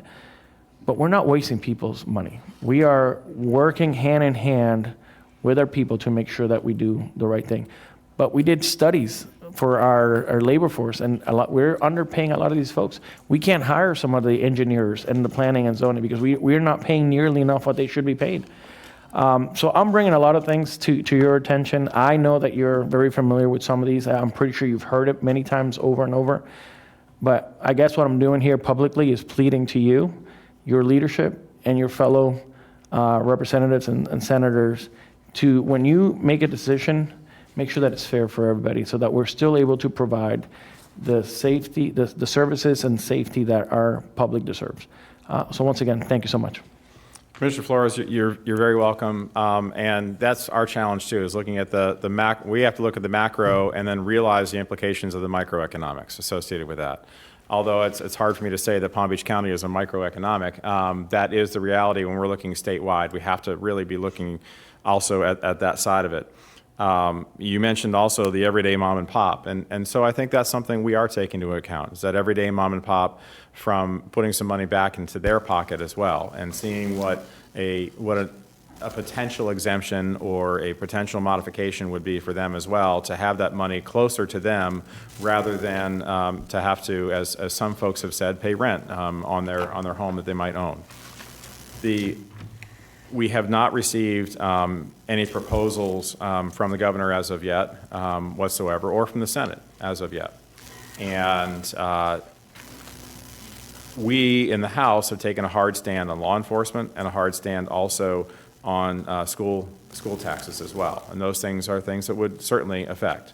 And I will say it to your chief and to others in fire, is that please be a part of this process, show up when we're having these hearings, and talk to the members of the committee. I think that is another area. You are correct in that we are not necessarily looking at all of the costs associated with this. The constitutional constitutional approval of the minimum wage certainly went through, and so we're all seeing that as well as an overall cost. And I agree with you on that. We also see that your budget has gone up by 6.1% just this year.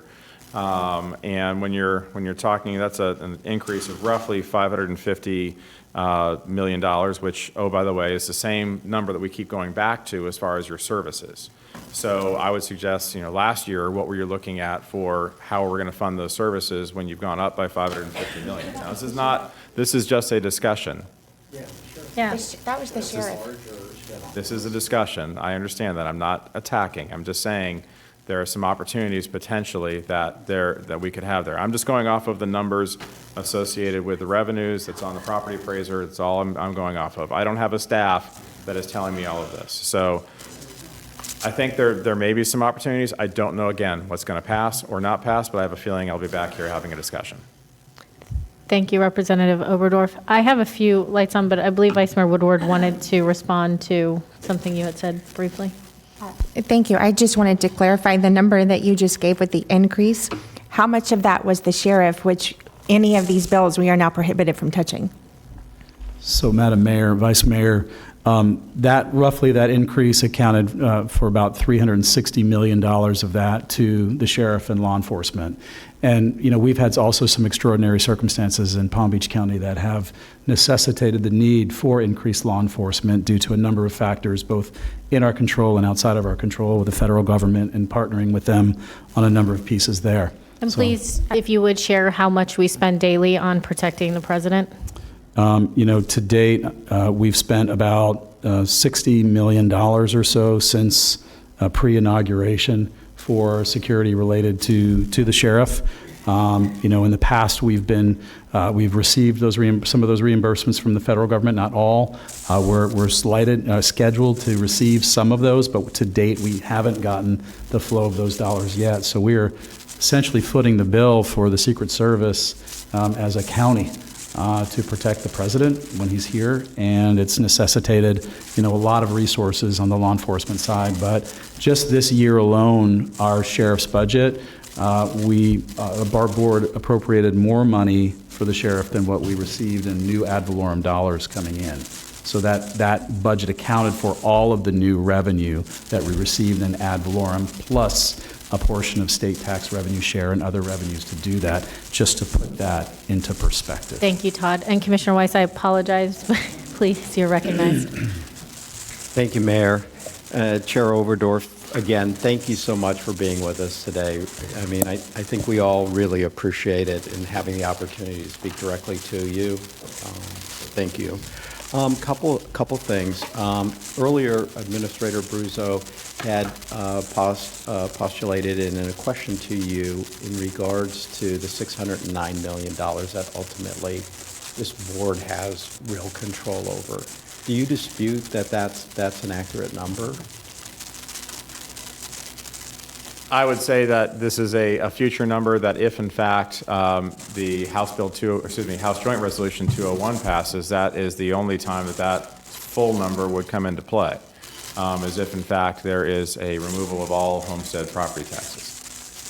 But you don't disagree that it's not that it's an inaccurate number? I have no basis to disagree. I'm not an expert in Palm Beach County finances like the administrator. Okay, all right. Just to go back, earlier in our discussions, I don't think we really talked about this. How do these proposals impact our special taxing districts? So it depends on the special taxing district. If the taxing district is taxing by unit and has a set fee per unit, that would not affect them. If that special taxing district is in fact assessing by the ad valorem side of it and the property value side of it, it would in fact affect them. So that is the agreement you have to look at in all the special districts.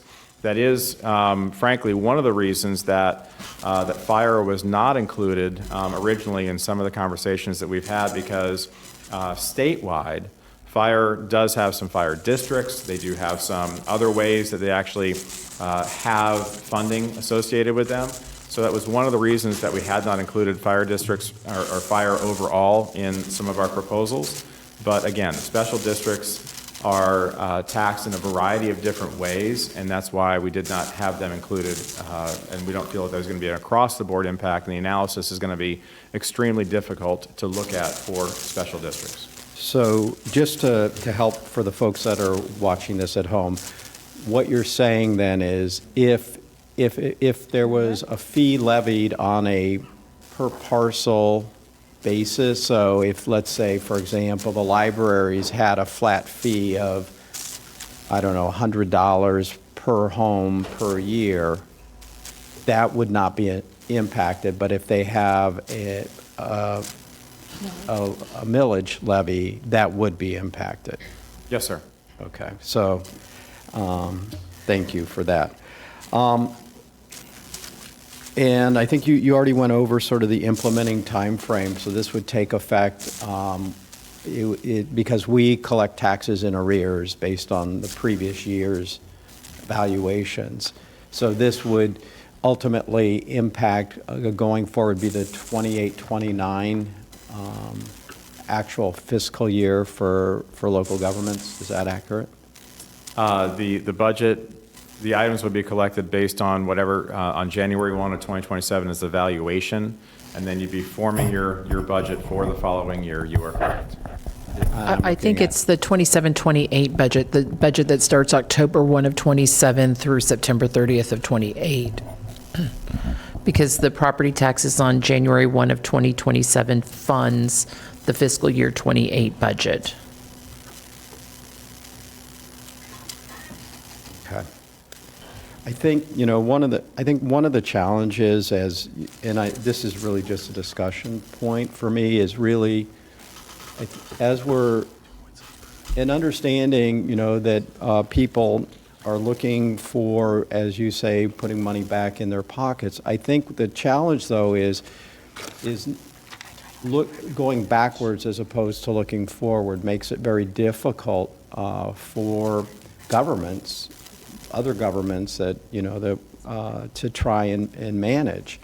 When you go backwards and you remove things, it becomes very difficult, as opposed to, we normally are sort of forward-looking on how we do things. And so all these proposals, for the most part, the ones that are the largest, that's what they do. They go backwards, as opposed to just going forwards, where we could adjust. I moved here, and I think many of us moved here. We weren't fortunate enough to be born here, because of the quality of life that we have and the opportunities that are afforded by living here in Palm Beach County in the state of Florida. And and looking at some of the proposals, and I think some of them are reasonable. The proposal you're providing, really does help people moving.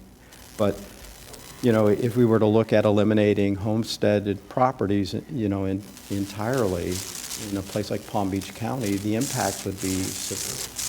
I looked at our numbers.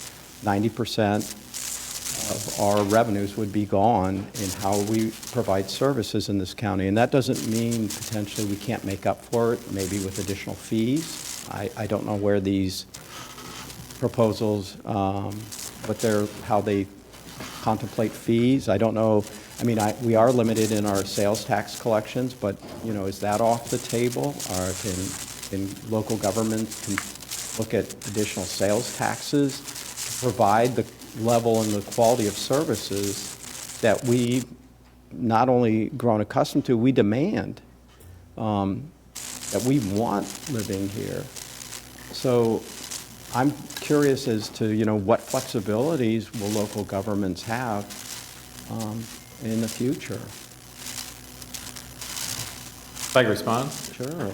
Please. So, yes, I think that there certainly are some, again, I'll say tough choices that may or may not happen depending on what the voters decide to do. We have 411 municipalities currently. We may not, after all this is done. There may be some contraction of towns and cities.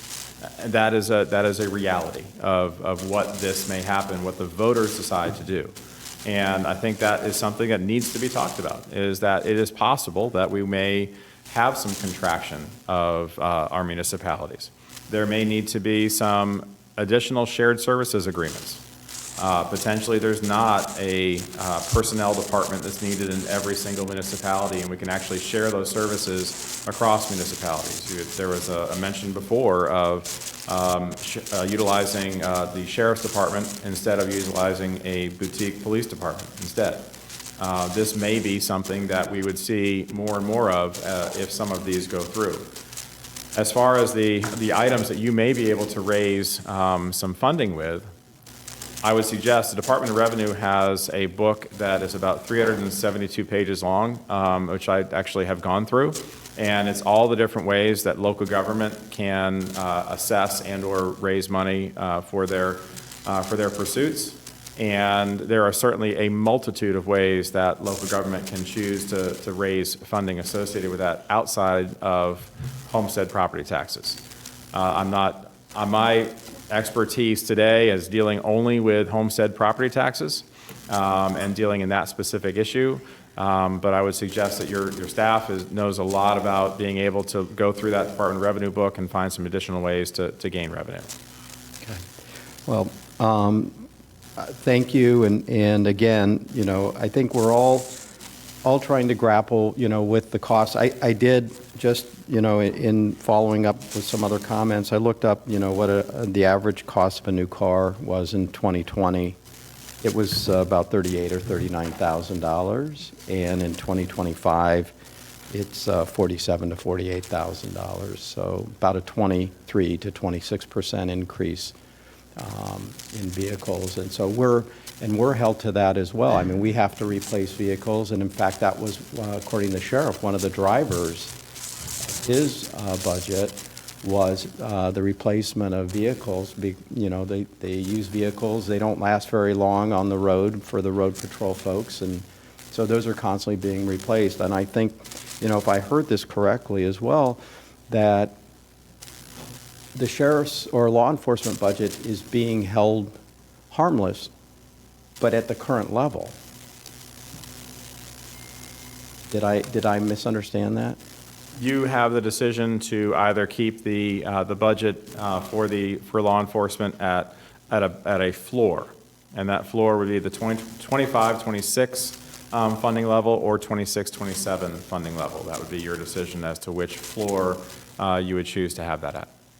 Thank you. That's all my questions. And again, thank you for being here and really appreciate you taking part in this with us. Thank you. Next, I have Commissioner Powell. Thank you, Madam Mayor. And Representative Oberdorf, it is good to see you here. Thank you for joining us. And as a former member of the legislature, I know this is a process that I'm glad we're having the opportunity to have this conversation now, as it will continue to move. And what we're looking at today, I'm sure, won't be exactly what we'll be looking at toward the end of session, whenever that may be. Scheduled to be the early part of March, but as we witnessed last year, it could be June. So we don't know. Hey, they say the most dangerous time in Florida is when the legislature's in session. And they used to say those 60 days. And then last year the legislature broke a record. And now they say, as you just indicated, while the legislature's still in session. The challenge that I've had, even when I was a senator, is we talk about this idea of big government, right? We don't like big government. Especially if we get into party politics, we don't like big government. We don't like a bunch of government oversight. However, I've seen a shift over the last few years where government, I don't know if we still call it big government, when one government reaches into micromanage what another government does. But we've seen a consistent shift in that direction, and it hasn't just been with this invention of Doge or coming in and looking at. It's been the mandates. It's been a number of pieces of legislation that have chipped away at the ability of local governments to manage their own affairs. As Administrator Abruzzo indicated when he went into the legislature, the budgets were around $60 billion. This year, we're probably looking at somewhere around $120 billion for the state of Florida. Every year that I was in the legislature, the budget continued to increase for the state of Florida. Things have also skyrocketed. Of course, between 21 and 23, insurance costs in the state of Florida have increased by 102%. We still, as a state and as a county, have to pay insurance. The cost of road construction, the cost of labor, and we do know in elected office, we're what they call a public trust. And as a planner, the number one goal of a planner is to serve the public interest. And our residents and constituents trust that we will deliver goods and services. But when we go through the exercises, I want to make sure that people understand that some of these proposals, depending on what is passed, some of them we could not really look at a good cost benefits analysis, but some proposals, if passed, will result in some cuts. Sometimes if we look at these cuts, I know people like to go to our parks and enjoy the parks. We had a major issue not too long ago where people were complaining that some of the parks would charge for parking. Well, if we cut some of these services, we're probably going to end up closing some parks on certain days. I see we talk about environmental resources management, clean air and water here in Palm Beach County. We like clean air and water, but when we start cutting, some of those things are going to, and those are the things that people don't really see, will take a hit. My garbage is picked up, I get 2 days, and one of those days they also pick up your your recycling as well as your trash or your yard debris, maybe people have to think, will we cut that back to 1 day? And then when you start thinking about, in none of the proposals that I've seen, will it limit local governments from increasing sales taxes. I know that when we met with the speaker, he indicated that sales tax is not something that's on the table, but reminding people that a sales tax is also a regressive tax that hits poor people a little bit harder than some of the other things. Keep in mind, local property tax caps annually 3% for homesteaded properties, and it's less if inflation is lower.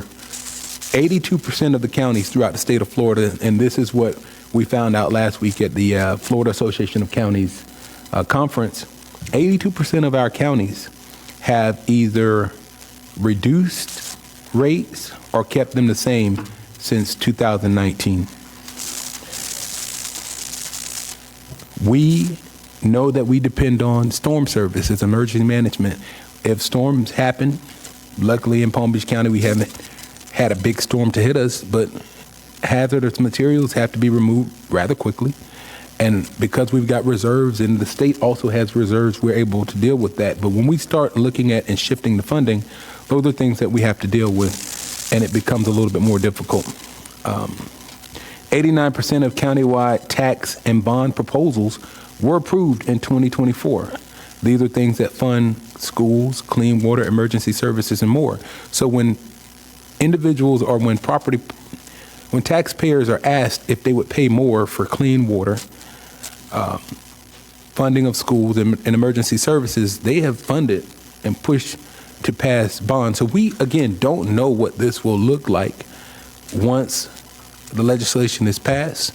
But what I can tell you is, in order for an amendment to the Constitution or a joint resolution to go on the ballot, it has to pass in both the House and the Senate by a supermajority to get on the ballot.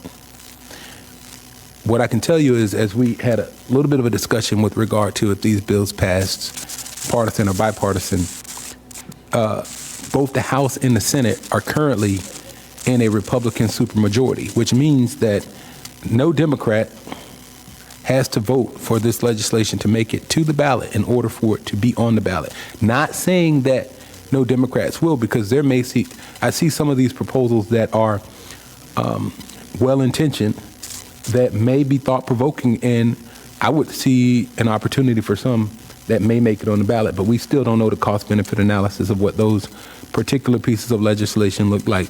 But just keeping in mind, as we move forward, the potential that some services may be lost depending on what passes, it becomes a challenge. So as you go back to Tallahassee, you're hearing directly from those of us here in Palm Beach County that although we know these proposals are well-intentioned, we really want you to keep in mind the services and the trust that our community is looking for from those of us who are put in these positions. We talked about salaries for our workers. We've increased salaries and we're still not up to par. These are challenges that we have to deal with on a daily basis that we can't expect the state, especially the entire state of Florida, to deal with all 67 counties or the 411 municipalities. Again, big government starts to micromanage small government, and it becomes problematic because our local government will be tasked with figuring out how to cut services. And believe me, if some things are cut to the levels that we're looking at, Rep. Oberdorf, there's going to be some cuts. There's going to be some pain. And I want to make sure that people at home understand that. I like to take my daughter to the library. There's tremendous services at Palm Beach County libraries, right? We need to keep those things in mind. And with that, I want to thank you for your attention to this matter, but thank you for giving me the opportunity to just explain some of the things that we've dealt with, we're looking at, and keep these in mind as you go back to Tallahassee to work with your colleagues on some thoughtful resolutions to the challenges that we face. Thank you. Commissioner Powell, I still want to call you Senator, but we spent many a morning there together, and I appreciate it, and I miss you. But that being said, since you left, we actually lowered the state budget. And I'm not saying it's because of you, but we did lower the state budget this last year, and I would project that we will have a similar or lower state budget this year. I'm not sure on that, but this will depend on what the speaker and the president decide on. Onto your comment on insurance, yes, we've seen insurance have a major issue and a major issue across the state, but we just had a report from the Commissioner of Insurance, and in fact, we had 17 new companies come in. We had a 0.8% rise in the insurance rates overall, and I would suggest to anybody out there that look at your insurance per thousand rate, and if you don't like what you see, go shopping, because right now is a great time for you to go shopping and get a different rate on that. It's something that we have worked on very hard as insurance, and property insurance as well as car insurance. As far as the garbage pickup, I know that many municipalities, and I'm not exactly sure how you do it, you all are the experts on your own county, but garbage fee, I know that's what I pay in Martin County, and it's not associated with my homestead ad valorem. I do hear you on the potential for sales tax to go up. If in fact we would alleviate all property taxes, my suggestion would be that we'd see sales tax go up anywhere between 12 and 16%. And that is not sustainable for our retail environment. In fact, you'd probably see retail dry up in North Florida and everybody be shopping in Mississippi, Alabama, and Georgia. So I don't see that as a reality either. But this is also why Rep. Griffith's bill, when dealing with the increases every year, is something that's really critical for our business partners out there. And I hope that the business partners are also paying attention to this discussion. If we eliminate all homestead property taxes, where's the burden lie? And that's on the non-homestead. Now, this is not only our businesses out there, this is also all of your rental properties. And therefore, when we talk about affordable homes, we're talking about the rental properties, we're talking about that starter property per se, all of these things out there that are critical to our residents. I don't care where you are in the state of Florida. That's something we have to look at, and that's why Rep. Griffith's bill, when looking at basically you're only going to be able to increase it every 3 years, but could increase it as much as 15%. And that allows for businesses to plan what they're going to be paying in property taxes. And also on the home front side, we'd be increasing by 3%, but only over a 3-year time frame, once in 3 years. So again, allows for a homeowner to plan out what they're going to be doing. It doesn't eliminate the increase, but allows for planning.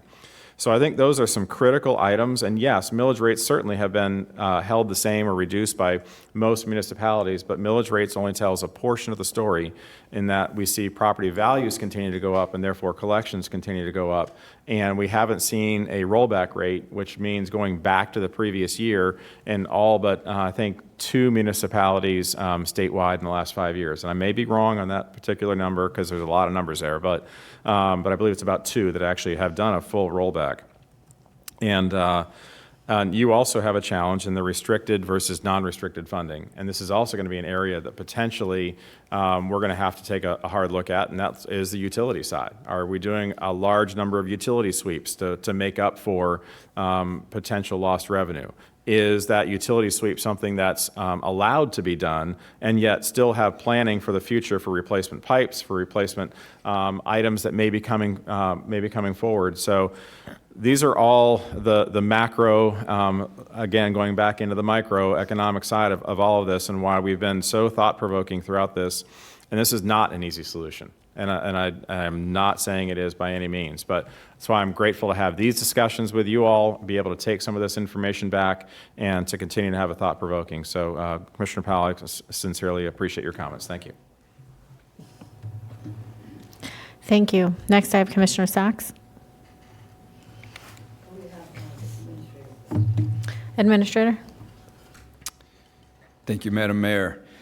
Mr. Chairman, again, cannot thank you enough for being here and listening to us and looking at some of our numbers. One theme that I have seen from the point where Mr. Von Laren testified in front of your committee, as well as the board, is the reductions and how do we run it. But I think there's a glaring hole in another massive problem, which is beyond reductions, what we're looking at doing in the future, especially as far as technology. I think you also recognize that we're heading into an AI era and technology is expanding. One of the things that the board have been discussing, especially Commissioner Weiss before I assumed the position, is our traffic signalization to go to automation.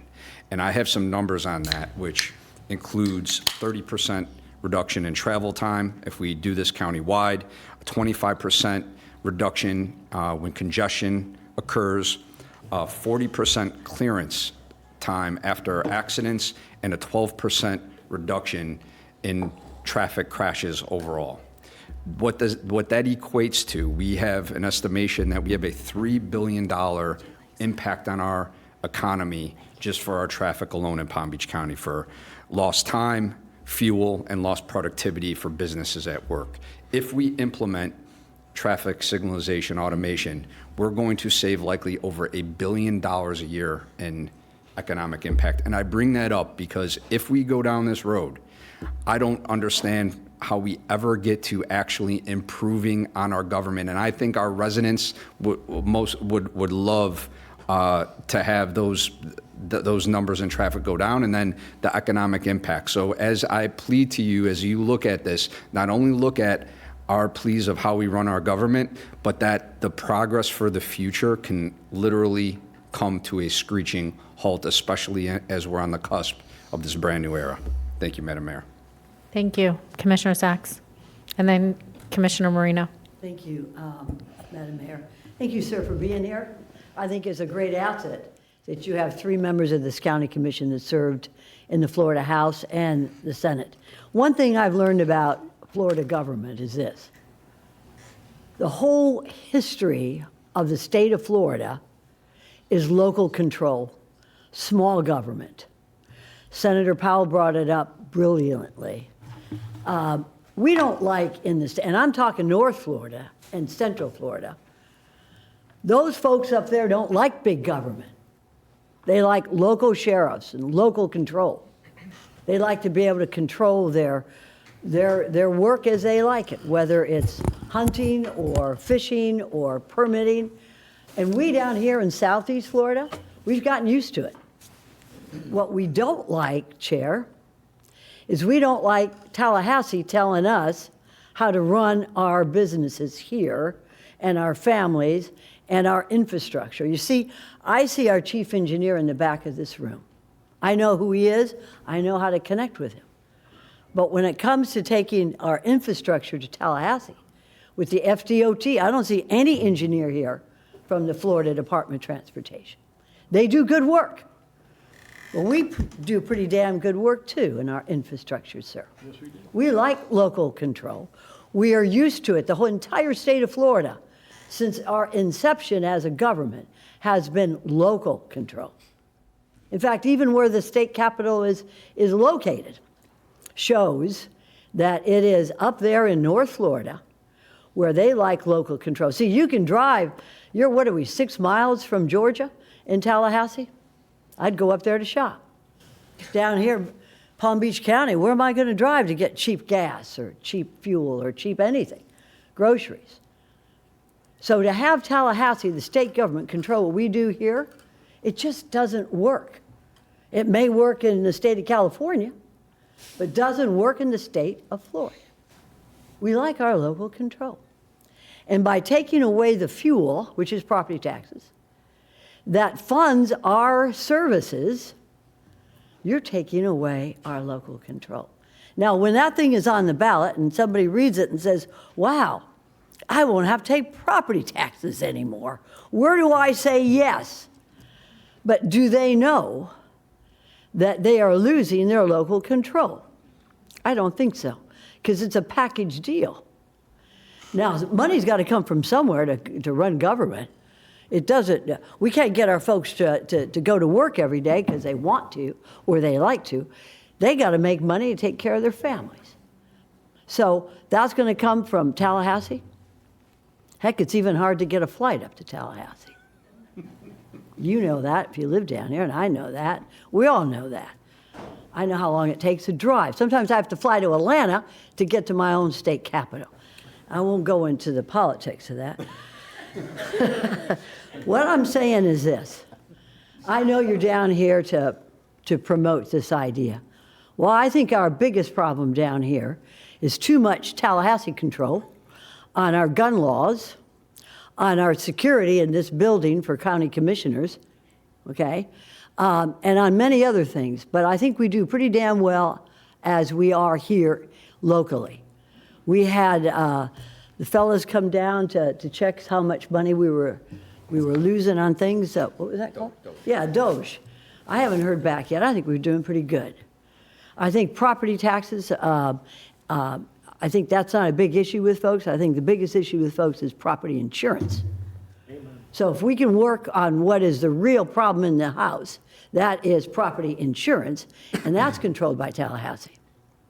So you help us out with that. I remember when Charlie Crist was governor, we had a whole big deal on getting citizens insurance and taking care of our folks here on property insurance.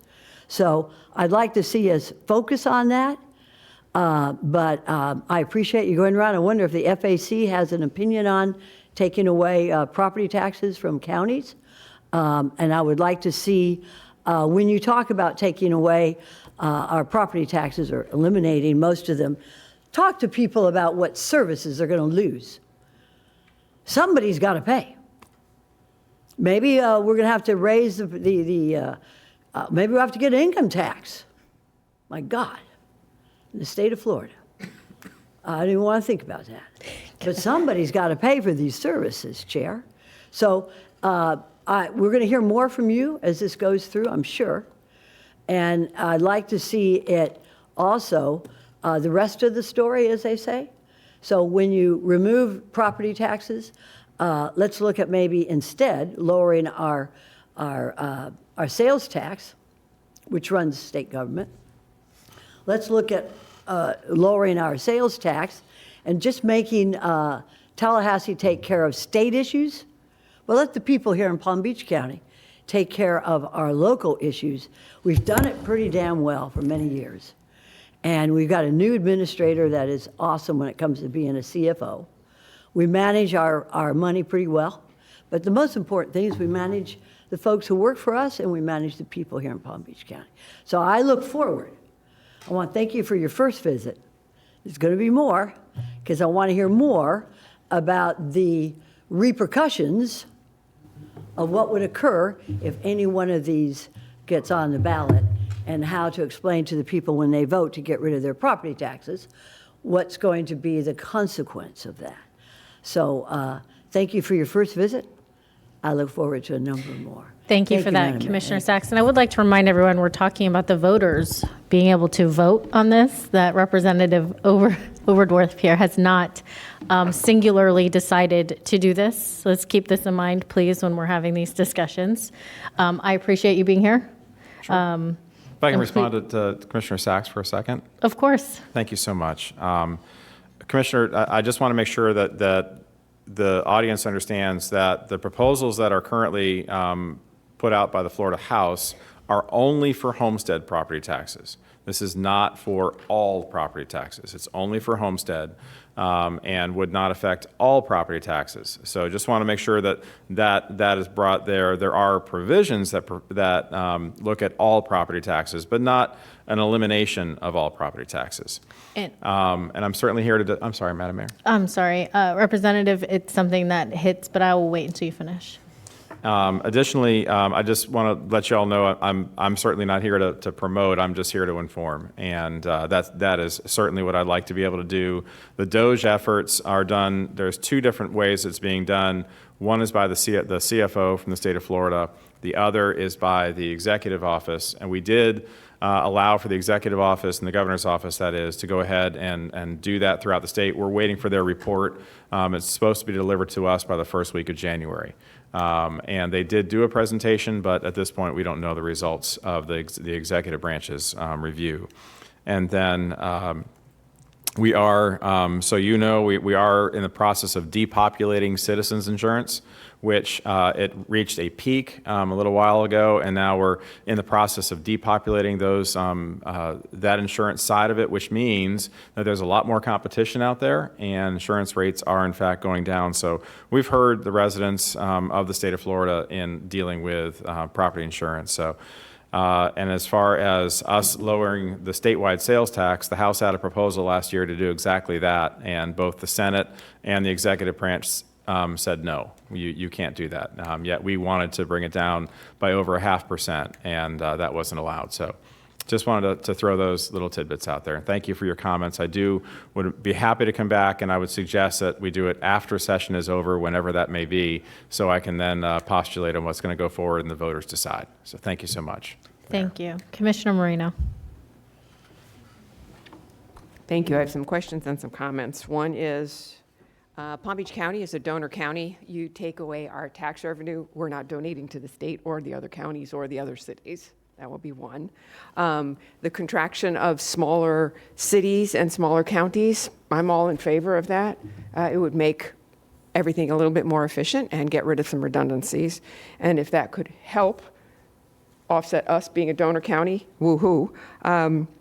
Todd, question. Unfunded mandates over the years from the state, how much does that cost us? So we project this year about $49 million in unfunded mandates that the state requires, and some of the larger ones are Article 5 with our state court system, some of the unfunded mandates in funding juvenile justice, some of our specific departments in different areas, and we actually provided a list to the committee, the select committee on that when we testified, and we can follow up with the chair and provide that again to them. I mean, a lot of those items are things that we might support, but again, when we talk about revenues and those kinds of things, and that doesn't even include our CRAs, which were required to fund at $83 million a year right out of the gate, you know, based on state law too. So you start adding a lot of those numbers together, it's pretty significant.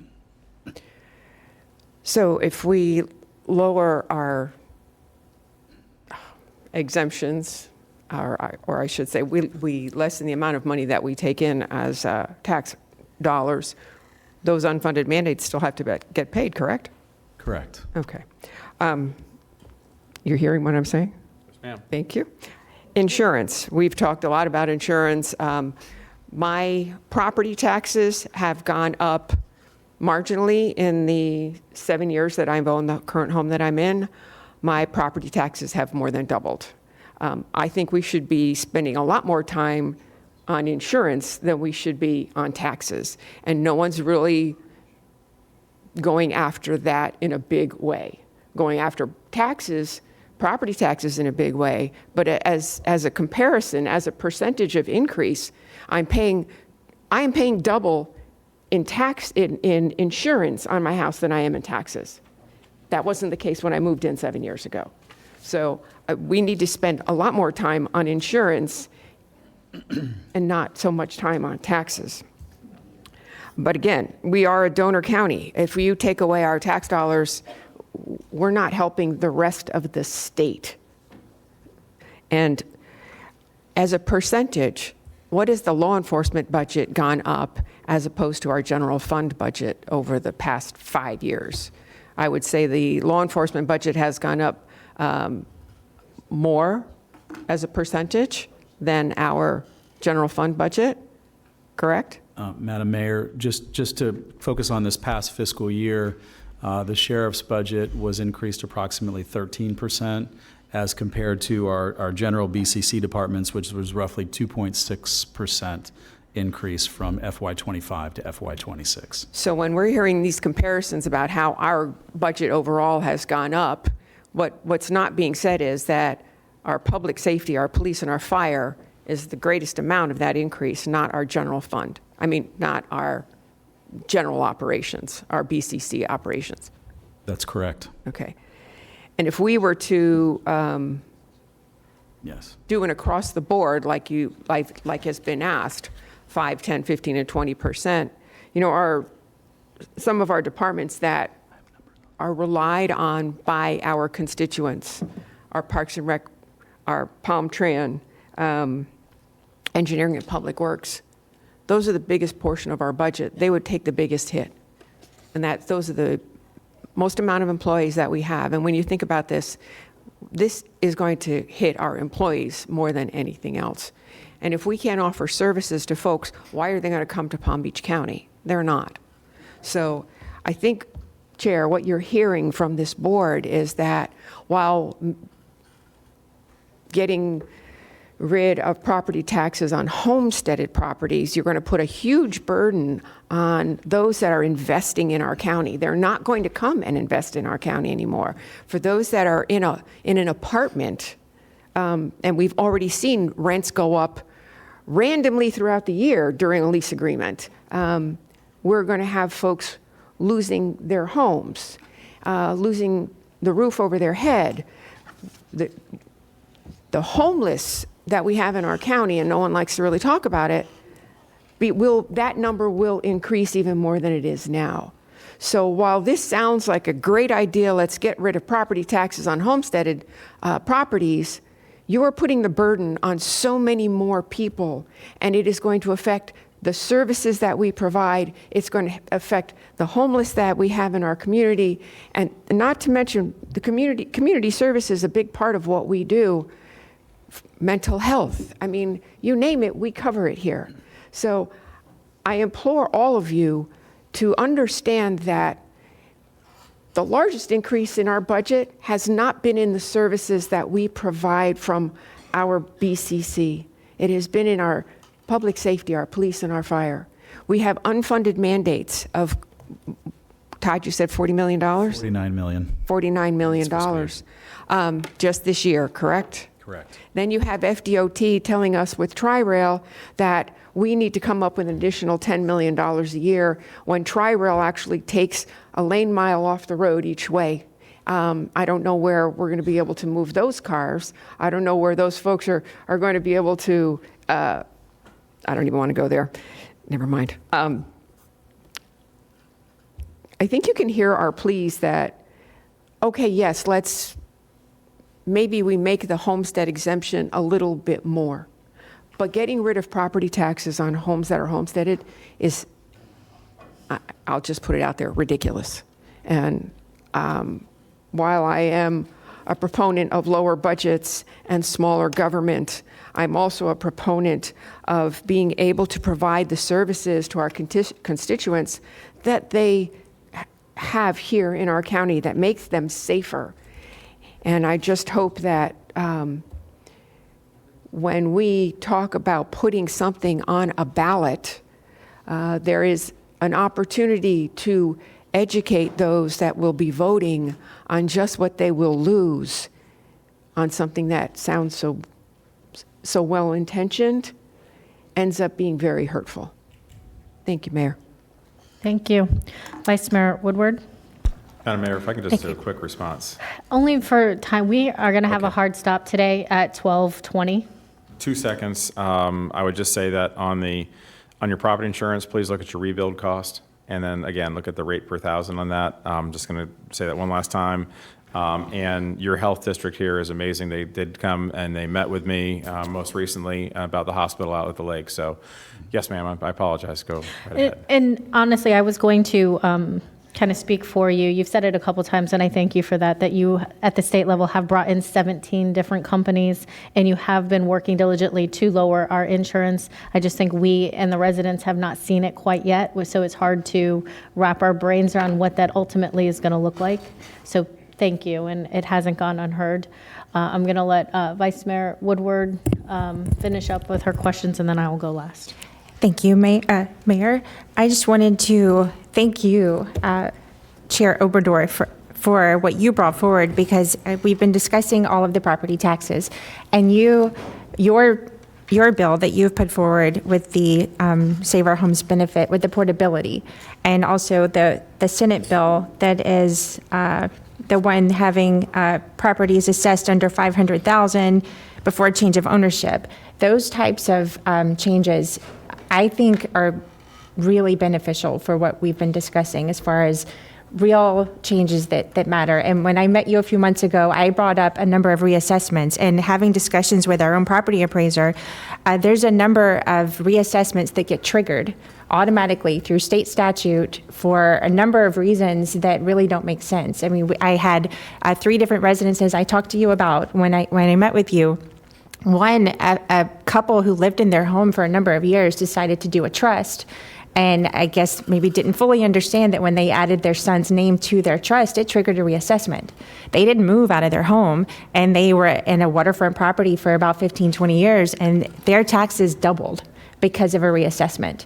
And, you know, we had someone who, the woman, her mother had passed away, and she had a beachfront condo that she lived in since the 80s, left it to her daughter, who was like, I'm going to move into there. I'm now in my 60s. Well, she couldn't afford the taxes because of the reassessment that happened. So there's a number of ways that you can help. And with having this one not to exceed 150%, we, as the county, are currently trying to help younger families enter into home ownership. And having them buy a home from someone who bought their house in 1972, like my next door neighbors who just moved out, and a young couple bought their house. Well, the tax bill that the couple that was living next door to me was paying, I'm sure it was a fraction of what, you know, our new neighbors just got reassessed for. So these types of reassessments that trigger, and we are getting larger values from these, you know, just because the millage is what it is, but these reassessments that triggered, it's very effective for people who are living here and people who want to own homes here. So these are homestead reassessments that you have the opportunity to fix, and your bill already addresses some of this. There's a number of these. So I think if the conversation that you're putting forward, you guys can make a lot of these changes to help our residents and then put some of this home or the exemptions in here.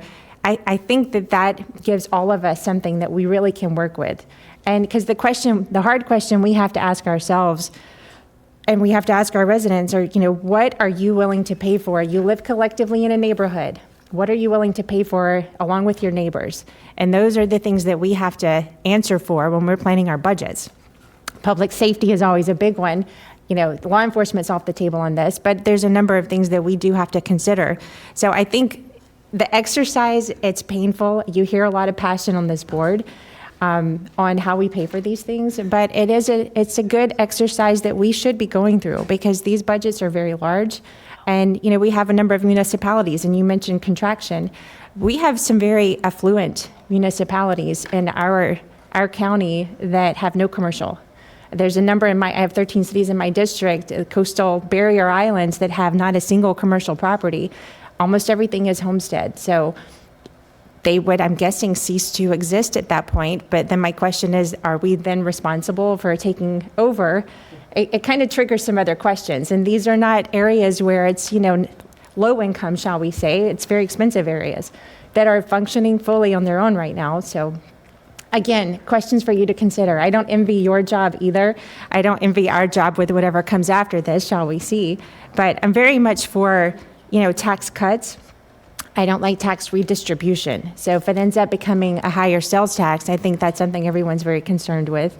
So however this shakes out, I think your bill is something that is definitely workable. And looking at it, like, it looks like you took a deep dive into understanding how this stuff works and trying to give us ways that we can provide some relief. So I applaud you for that. I hope that you get a lot of following in that direction in the House, and whatever, you know, I could do to help support this, I'm happy to. Because I said, you know, as long as we're not looking to just redistribute how we're taking the money, I mean, that's not really a tax cut at that point. So with that, thank you very much. And thanks for coming here today. It wasn't easy, I'm sure, to sit through some of this, but it's not easy for us to digest either from here. Thank you. Thank you, Vice Mayor. Let me start with saying I want to reiterate how appreciative I am that you are here taking these questions, Chair, and understanding that this isn't all you.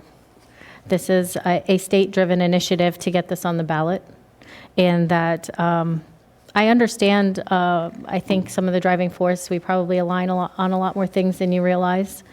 I do believe there is waste in government spending. I always have. I found it here. The problem with saying that is that when you have 7 different opinions, everyone has a different idea of what's wasteful. So we have to realize that, and that's why we have a local control and why we have different, in Palm Beach County, we have 7 different districts because we have 7 different areas of very, let's say, high need of, and different things are going to be important to different people. And so I personally believe in less government, less taxes. But I also understand that we have a very unique county. I also represent Belle Glade, Pahokee, South Bay, and then I represent Wellington, Loxahatchee, and the Acreage. There are 3 very different areas all within my district. And so we have this unique ability here to take care of the most amount of residents. And I have been fighting to reprioritize a lot of things because I believe infrastructure, capital improvement projects, which thanks to our new administrator, have been heavily underway to get done. The state changed some laws, and so our infrastructure is years behind currently. Unfortunately, when they left it up to us to pay for, it costs us 3 times as much and takes 3 times as long, I feel, than what the private sector can do the same road projects for. The same infrastructure projects, the same everything. And this is a problem. So when we start looking at where we cut, what reductions take place, let's say this is put on a ballot and it comes before us.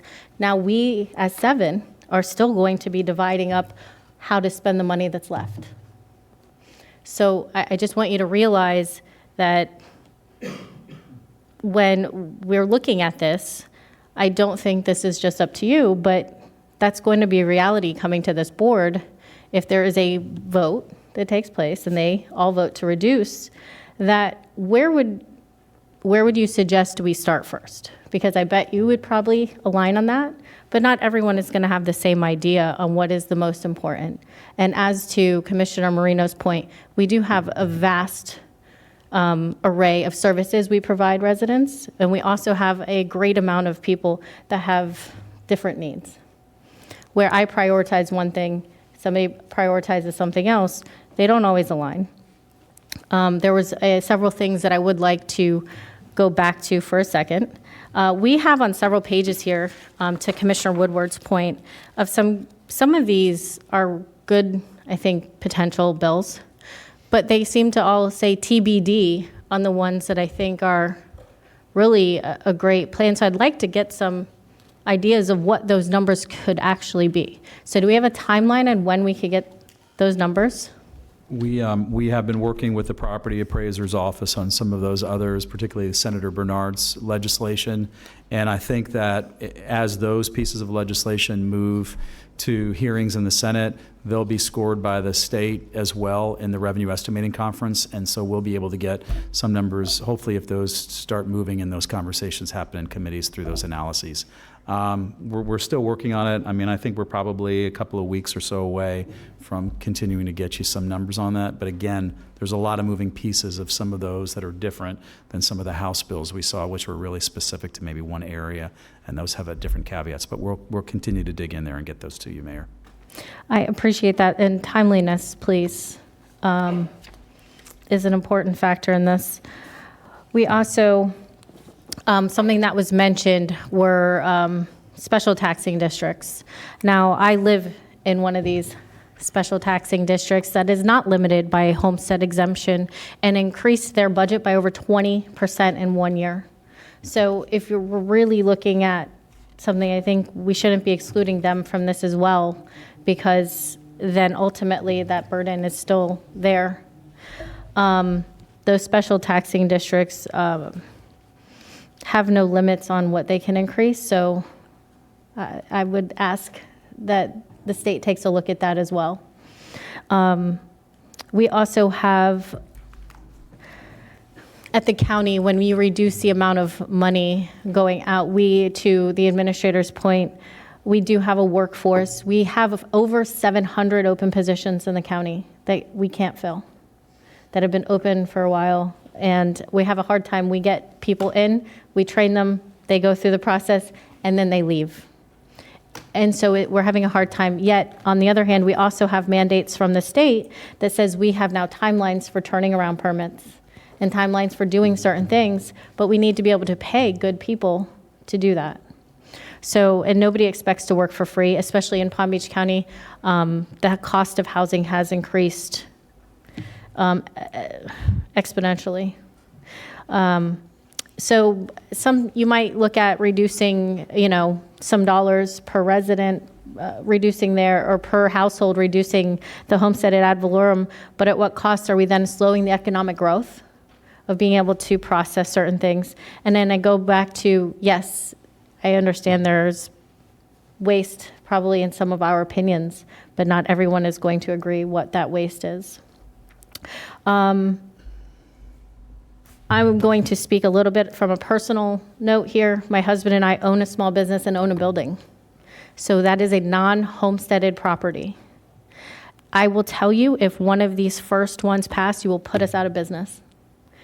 The amount of money we have to spend every year in property tax for our building, we're at our max now with the cost of everything going up.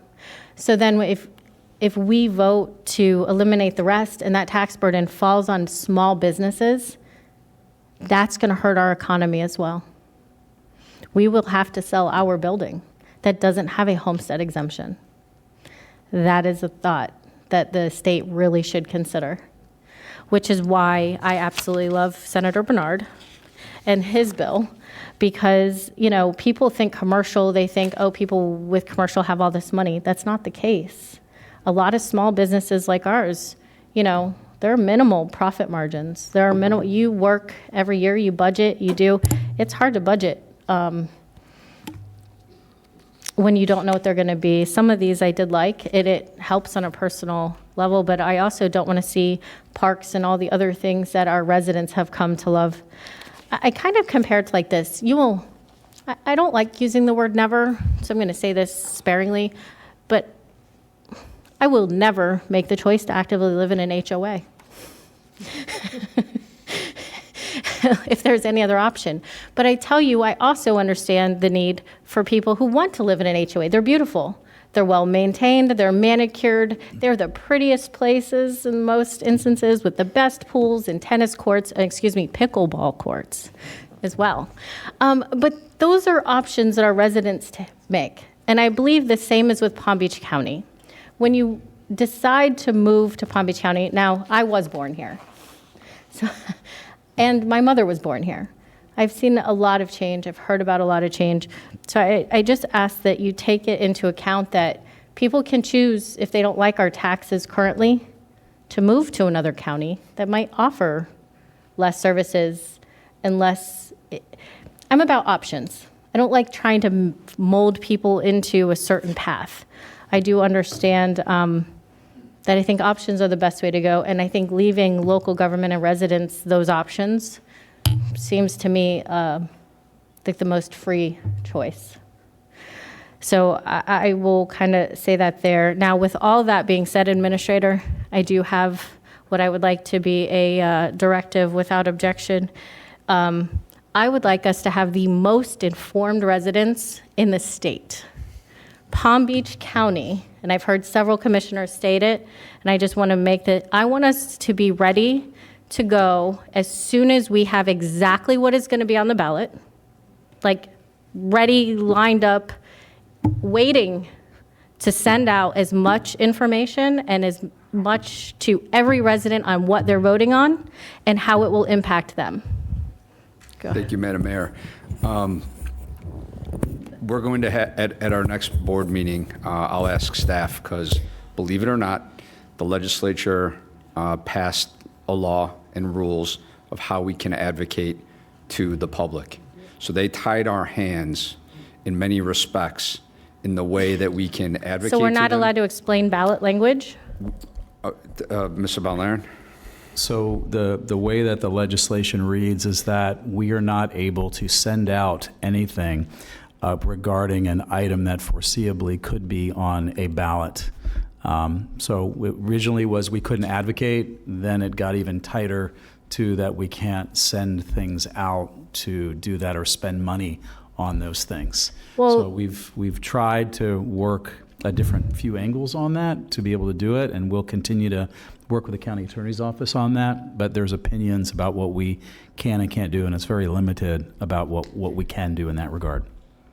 But you can do, as commissioners, a lot more than we as staff can do, because there are stipulations that are different sometimes between what commissioners and staff and others. So we'll get you that. Madam Mayor,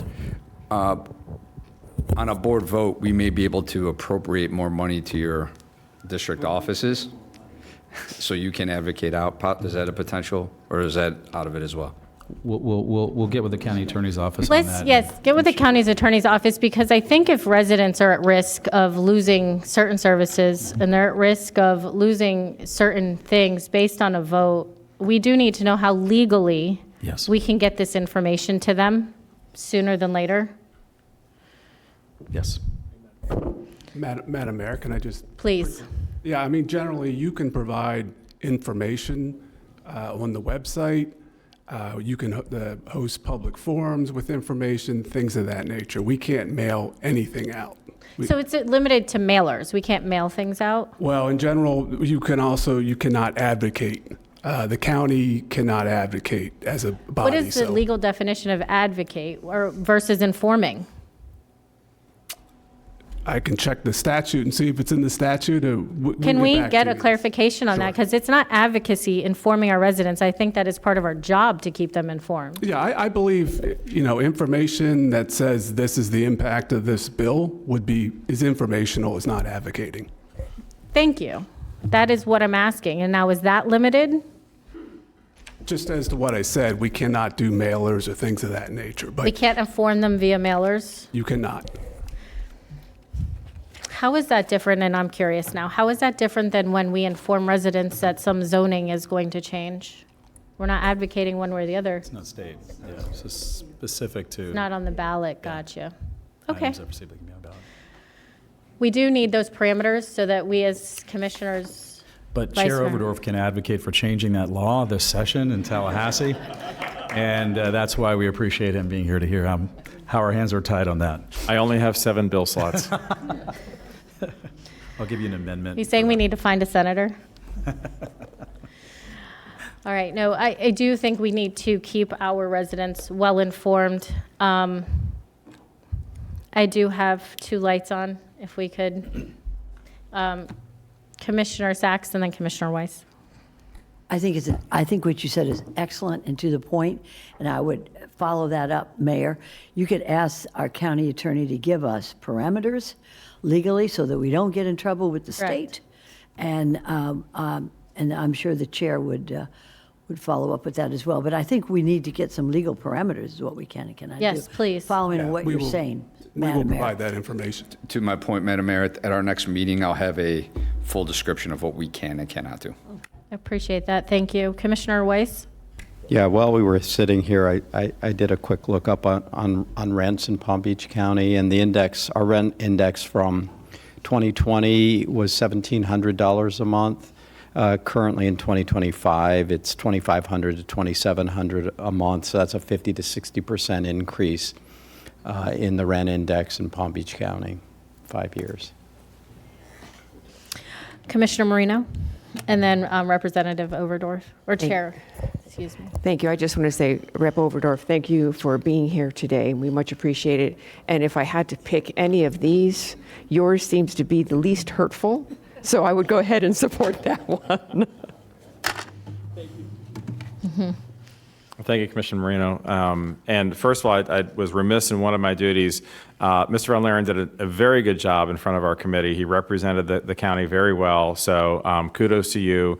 And thank you for representing a large county in the manner that you did.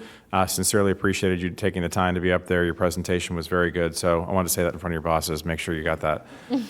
I also want to remind the commissioners that while we have these 7 proposals, this may not be also everything that's included.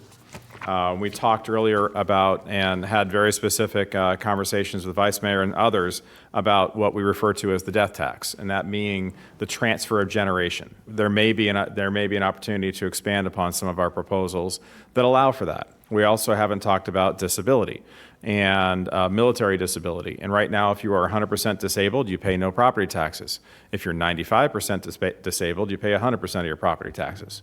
So we are looking at ways to recognize disability as well. There's also, we talked earlier about buying a property that somebody has had for a gazillion years and they pay almost no property taxes.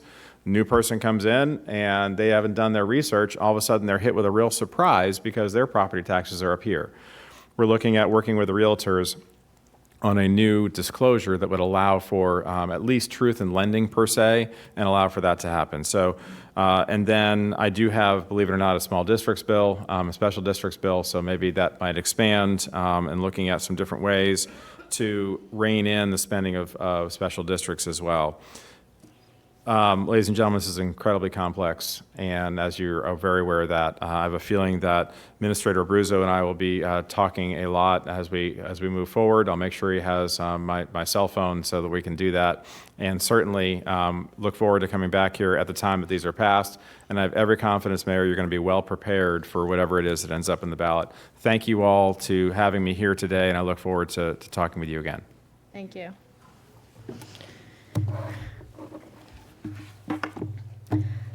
Do I have any comments from the board?